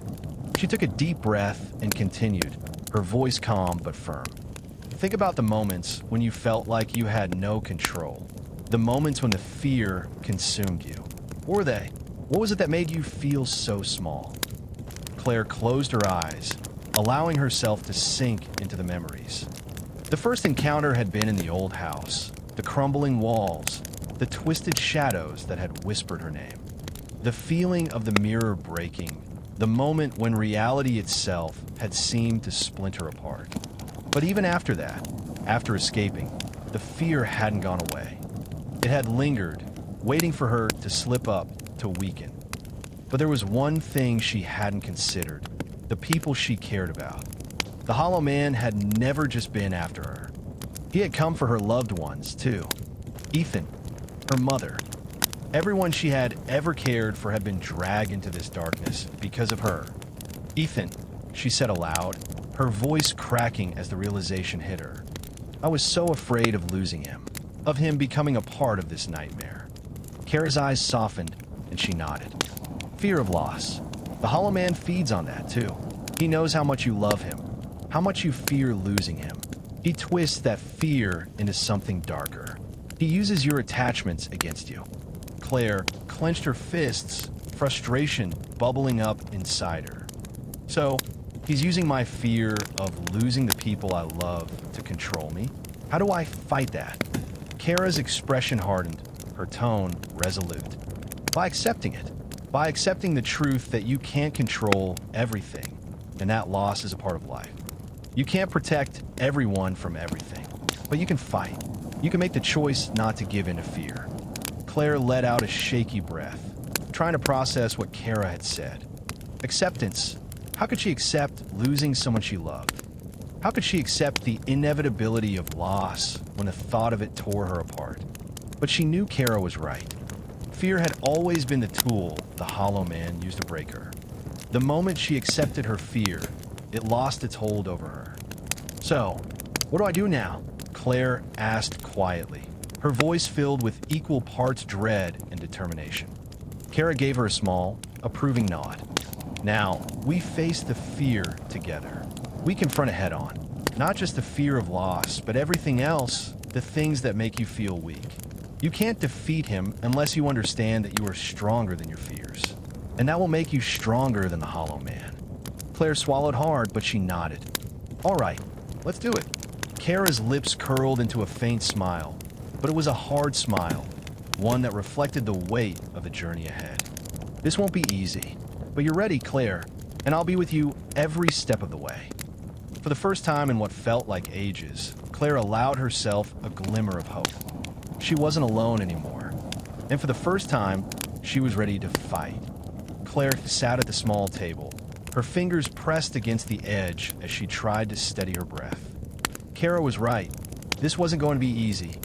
But for the first time, Claire felt a flicker of something she hadn't felt in weeks, something like hope. She had been fighting on instinct, running and hiding, but now, for the first time, she felt like she was taking the first steps toward fighting back. Kara had told her to face her fears, to confront them head on, but the question of how to do that still lingered in Claire's mind like an unresolved knot. What did it even mean to confront your deepest fears? How did one look into the abyss without being swallowed by it? I've never really faced my fears. Not like this, Claire admitted softly, her gaze fixed on the table as she spoke. I've always run from them. I buried everything that scared me. Kara leaned against the wall, watching Claire with an intensity that made her feel exposed. That's exactly what the Hollow Man wants. He feeds off that kind of avoidance. The more you run from something, the more it grows. and the more power he gains. You've been running, Claire, but now you have to stop. Claire swallowed hard. The weight of Kara's words was suffocating, but she understood. Fear had controlled her for so long. It had shaped her, defined her, in ways she had never acknowledged. But now it was time to break free. How do I even begin? Claire asked, her voice a mixture of uncertainty and resolve. Kara didn't answer immediately. She seemed to be measuring Claire, as if evaluating her readiness. You start by talking. What did she even begin? Claire's mind raced, spinning through the dark corners of her memories, trying to pull the pieces together. She had buried so many things over the years, things she didn't want to acknowledge, things she'd hoped would stay buried forever. But that was the point. Kara was right. The Hollow Man had fed on her fear of not confronting these things, on her fear of losing control. It was time to stop running. Finally, her voice broke the silence. I'm afraid of losing control, of not being able to protect the people I love. Claire's words hung in the air, thick with the truth of them. The truth she had denied for so long. Ethan, my mom, even you, Kara.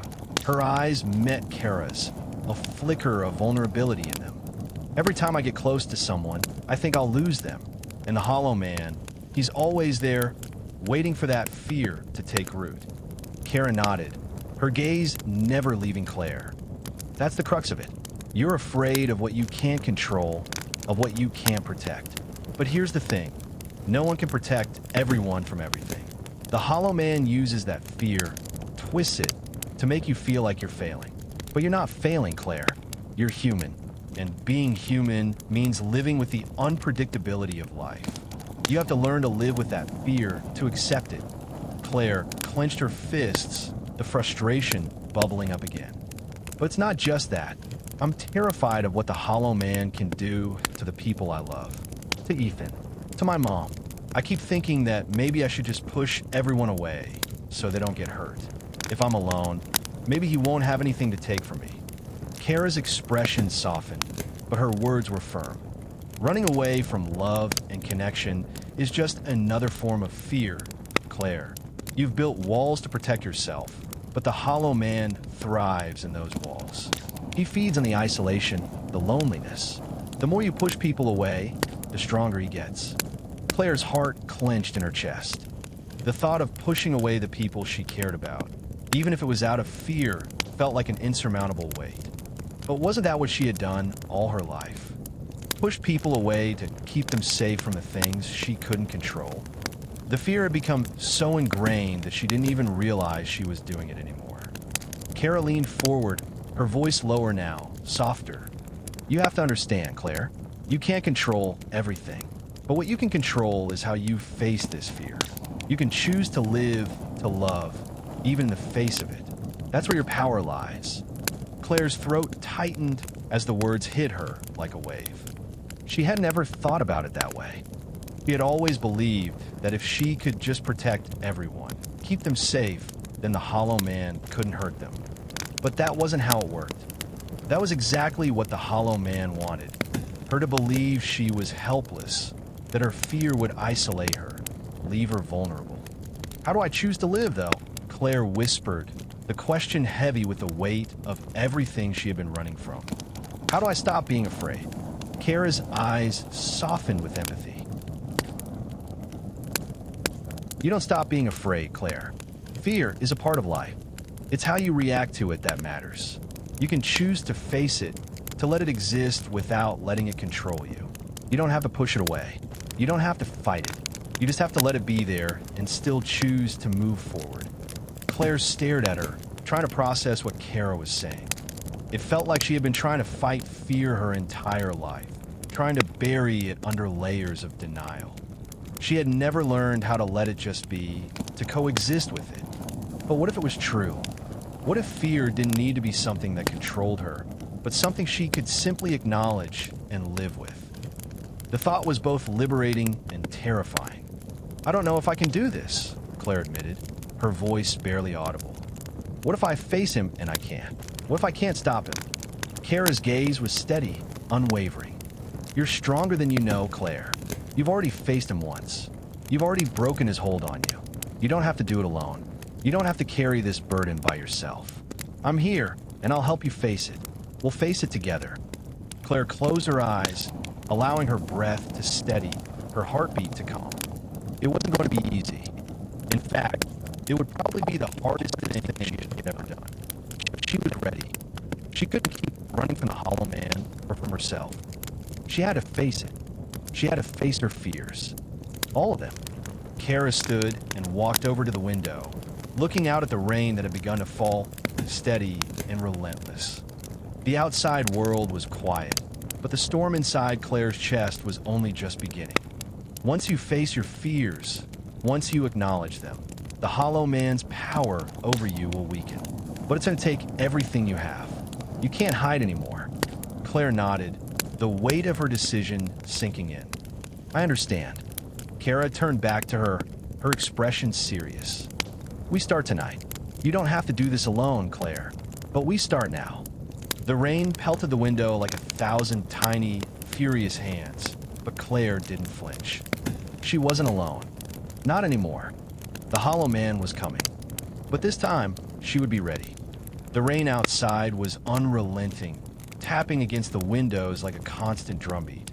The storm that had been brewing inside Claire for so long seemed to have reached its peak, and yet, despite the fear, there was a quiet sense of resolve building within her. Kara's words lingered in her mind, offering a flicker of clarity in the midst of the chaos. You don't have to do this alone. And for the first time in weeks, Claire believed that might be true. She wasn't alone anymore. Kara pulled a small leather-bound notebook from her jacket pocket and opened it, revealing pages filled with symbols, notes, and drawings, some of which Claire recognized from the books they had gathered over the past few days. This wasn't just a collection of research. This was Kara's way of processing, understanding, and eventually fighting back. It was a map, but not one of places. It was a map of fears. We need to start with what you're most afraid of, Kara said as she carefully flipped through the pages. I know you've already started to confront your fear of loss, but there are others, too. Ones that have been lingering in the shadows longer than you realize. Claire nodded, trying to steady her breath. It felt like every time she peeled away a layer of fear, another one replaced it. She had thought she knew the depths of her terror, but as Kara spoke, she realized there was more, so much more, that had been quietly festering under the surface. Fear she hadn't even acknowledged. Your fear of powerlessness is another big one, Kara continued. It's the fear that you won't be able to save anyone, your loved ones, or even yourself. That you'll be caught, overwhelmed by something you can't control. The Hollow Man thrives in that fear because it makes you believe that your actions don't matter. Claire's heart tightened. The feeling of being powerless had been one of her most pervasive fears, the one that had paralyzed her from the inside out. It had been what held her back from standing up for herself, from asking for help. And the Hollow Man had known it. He'd always known how to break her down by feeding on that insecurity. But I'm here to remind you, Kara said, her voice gentle but firm. You do matter, and you can control what happens next. Claire exhaled shakily, still uncertain. But there was something in Kara's presence, something in the steadiness of her gaze, that made Claire feel just a little less alone. Maybe it was the shared purpose between them, facing the darkness, no matter how impossible it seemed. Okay, Claire whispered. Let's do it. Let's face these fears. Kara closed the notebook and slid it back in her bag, then stepped over to the corner of the room where a small cabinet stood. She opened it and retrieved a series of candles, arranging them in a circle on the floor. The soft, flickering light seemed to calm Claire's nerves, though the tension in her chest remained. Kara's ritual was soothing, but it felt like a countdown to something much bigger, something that Claire was both terrified of and drawn toward. This is the first step, Kara said as she lit the candles, the flickering glow casting long shadows across the room. This is your space, Claire. You'll use it to confront your fears, to face them head on. This is where you'll begin to take back control. The room grew quiet, save for the crackle of the flame and the distant sound of rain. Claire felt a sudden pull to the center of the circle, as if the very act of stepping into the light might help her find the strength to overcome what had once controlled her. Kara stepped back, her eyes watching Claire intently. "Close your eyes," she instructed. "Focus on your breathing.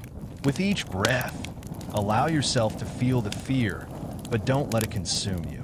Let it sit with you, acknowledge it, but don't let it control you." Claire did as she was told, her heartbeat racing in her chest. The darkness behind her closed eyelids felt oppressive at first, but she focused on her breathing, each exhale carrying away a little more of the tightness in her chest. Slowly, the storm inside her mind began to settle. She could feel the fears pressing against her, the anxiety bubbling up like a distant tide. And then, she felt it, the hollow man, his presence creeping closer, as familiar as her own skin. The coldness, the suffocating darkness that always accompanied him. Claire's chest tightened again, her breath catching. She wanted to push him away, to fight, but Kara's voice was a constant anchor.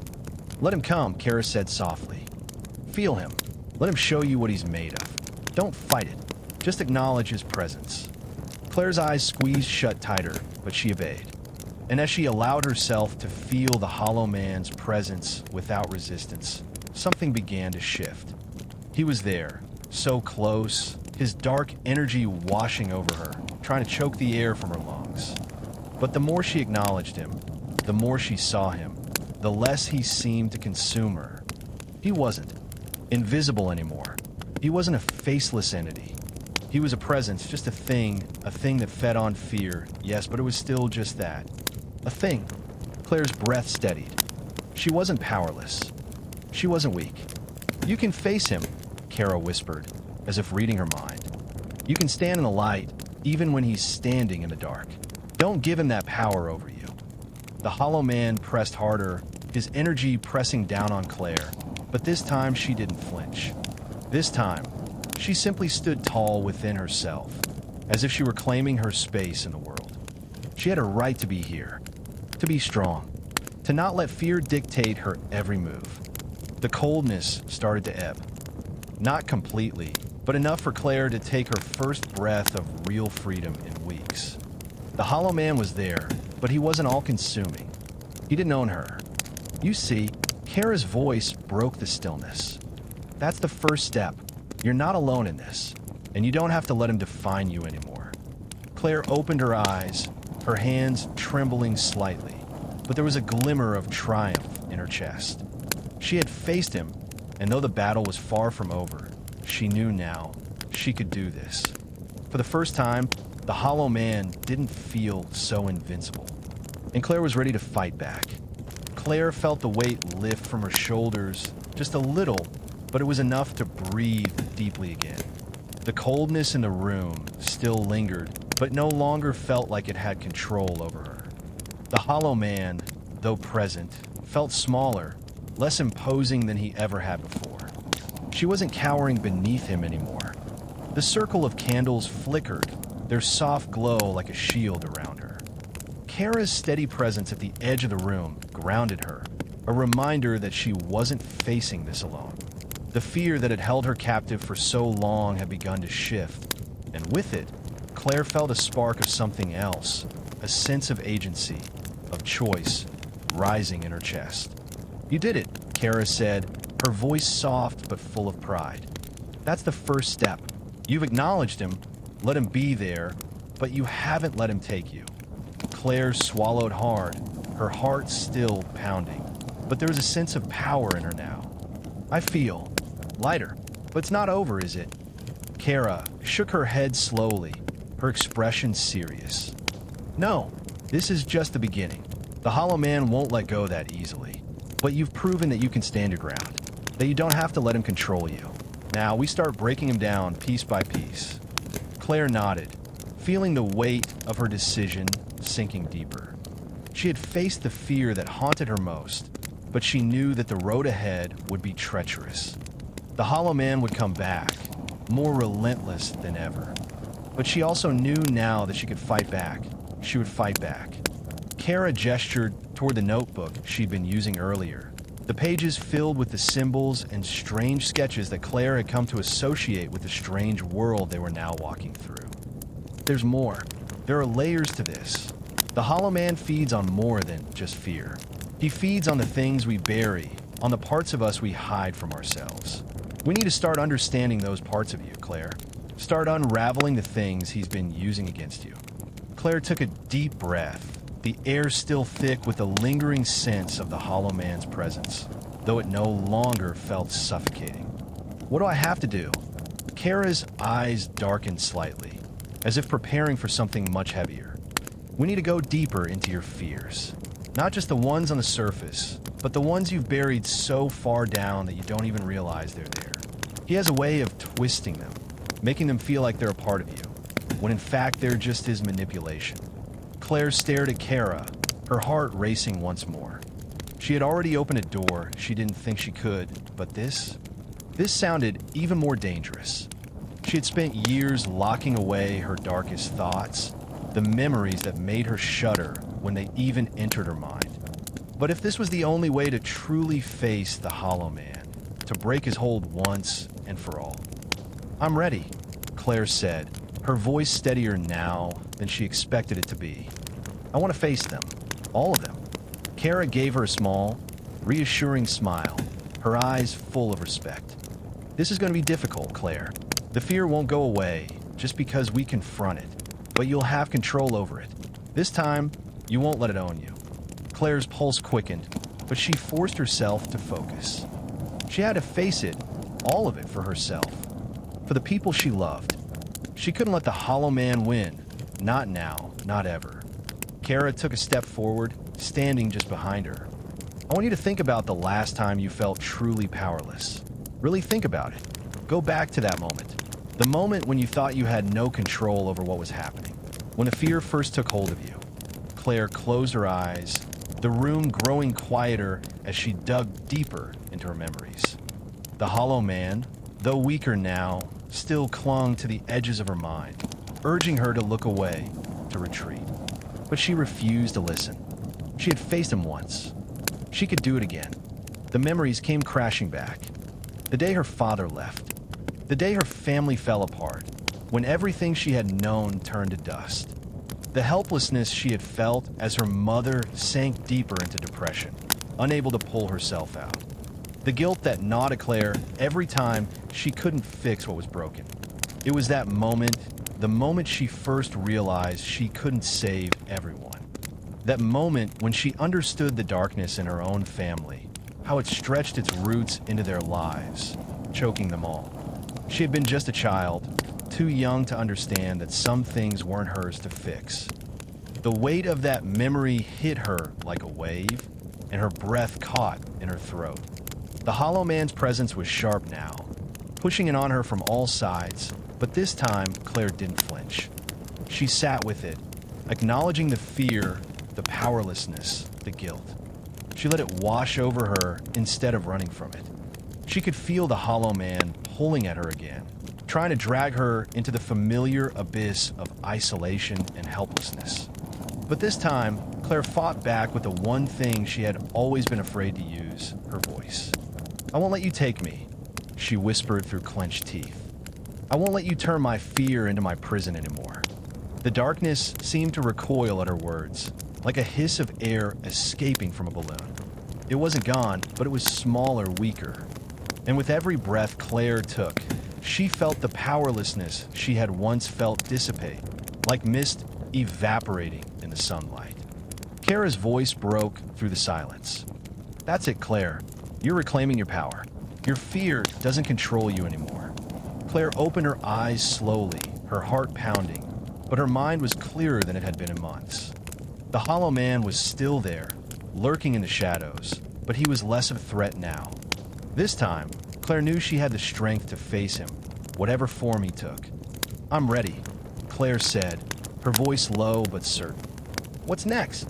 Kara smiled, a look of genuine pride on her face. "Now we take the fight to him. We keep moving forward. We face every fear, every part of yourself he's been manipulating.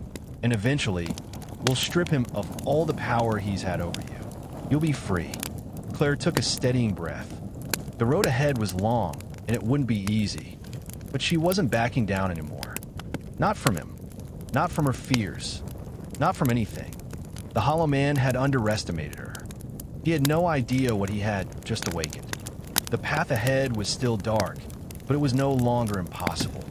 Claire had confronted the past, recognized the ways fear had shaped her life, and understood the true source of the Hollow Man's power. With Kara's help, she had stripped away the layers of self-doubt, guilt, and helplessness that the Hollow Man had fed on for so long. But she knew that the final confrontation was coming. There was no more running, no more hiding. The Hollow Man had to be stopped once and for all. The days that followed were a blur of preparation. Claire and Kara spent every waking moment refining their strategy, digging deeper into every book, every old journal, every piece of forgotten knowledge they could find. The Hollow Man was no ordinary monster, and their fight was far from conventional. His power was rooted in her fears that ran deeper than Claire had ever realized. They worked tirelessly, creating rituals, finding ways to break through his influence, piece by piece. And yet, even with all their preparation, there was one thing that Claire couldn't shake: the feeling that the Hollow Man wasn't just waiting for them. He was watching. He had always been one step ahead. One night, after a particularly grueling session, Claire sat alone by the window.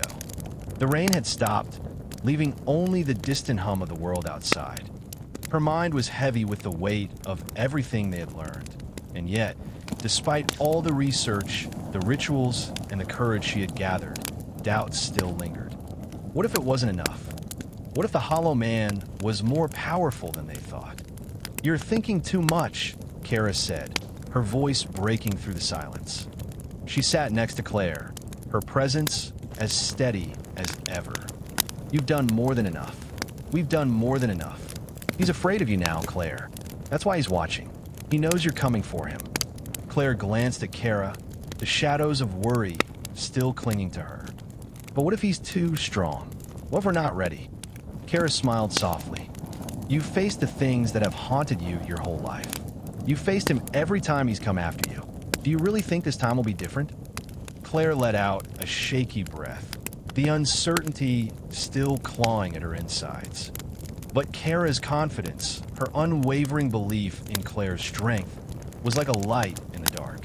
The Hollow Man had tried to make her believe she was weak, that she was powerless. But she had come so far. She had fought for every inch of peace, every ounce of control. She wasn't going to let him take it back now. "I'm ready," Claire whispered, the words carrying more conviction than she thought possible. "We're ready." Kara nodded. "Then it's time."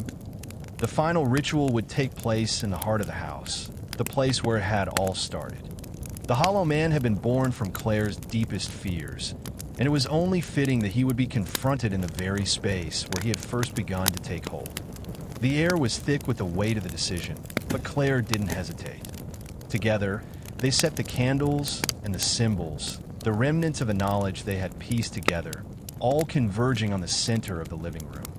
The room was quiet, too quiet, and as they prepared the last of the protective barriers, Claire could feel the presence of the Hollow Man settling in around them, like a dark cloud that threatened to suffocate them both. Kara's voice broke the stillness. "This is it, Claire. He'll come for you now, but you have everything you need. You've already taken back your power. Don't forget that." Claire took a deep breath, feeling the weight of the room shift. The Hollow Man had always been there, hiding in the cracks of her mind, in the shadows of her thoughts. But now, for the first time, she wasn't afraid of him. She wasn't afraid of what he could do. She had faced her darkest fears and walked through them, and she wasn't going to let him manipulate her anymore. Suddenly, the room grew cold. The air itself seemed to twist, and the candles flickered as if caught in a violent gust of wind. Claire's heart raced. The Hollow Man was here. The shadows twisted into shapes, pulling themselves together into the familiar figure, dark, tall, faceless, and suffocating. His cold eyes glinted in the darkness, and the fear flooded Claire's chest all at once. This was it. But she didn't run. She didn't flinch. Instead, Claire stepped forward, her eyes locked onto the figure before her. The hollow man tried to push into her mind, to fill it with doubt, to remind her of all the fears she had locked away. But this time, she saw him for what he was, an illusion, a creature born from the very thing she had once feared most. He wasn't invincible. He was just the manifestation of her own fear, her past. "You can't control me anymore," Claire said, her voice strong, unwavering. "I'm not afraid of you." The hollow man's shape twisted, as if caught between worlds. His dark form seemed to shrink, the power that had once held her in its grip weakening with every word she spoke. The fear inside her, the fear that had fueled him for so long, no longer held the same strength. She had already faced it, already named it. "You were never real," Claire continued, her voice growing louder. "You were just my fear, and I'm done with you." The hollow man screeched, a sound like the rustling of dead leaves in the wind, and for a moment, Claire thought the room itself might collapse under the force of it. But then, with one final, defiant breath, she felt the last of his presence break apart. The air cleared and the coldness lifted. The hollow man was gone. Claire stood there, the silence ringing in her ears. She felt lighter. The weight that had pressed on her chest for so long was finally gone. The darkness had retreated, and in its place was the quiet warmth of the room. Kara was standing beside her, her eyes bright with pride. "You did it, Claire." Claire turned to her, the last of her fear evaporating. "We did it, together." And for the first time in a long while, Claire felt truly free. The hollow man was gone, banished to the shadows where he had belonged all along. But Claire knew that the fear would never truly disappear. It would always be a part of her. But now, it was a fear she could face, a fear she could control. And she was ready for whatever came next.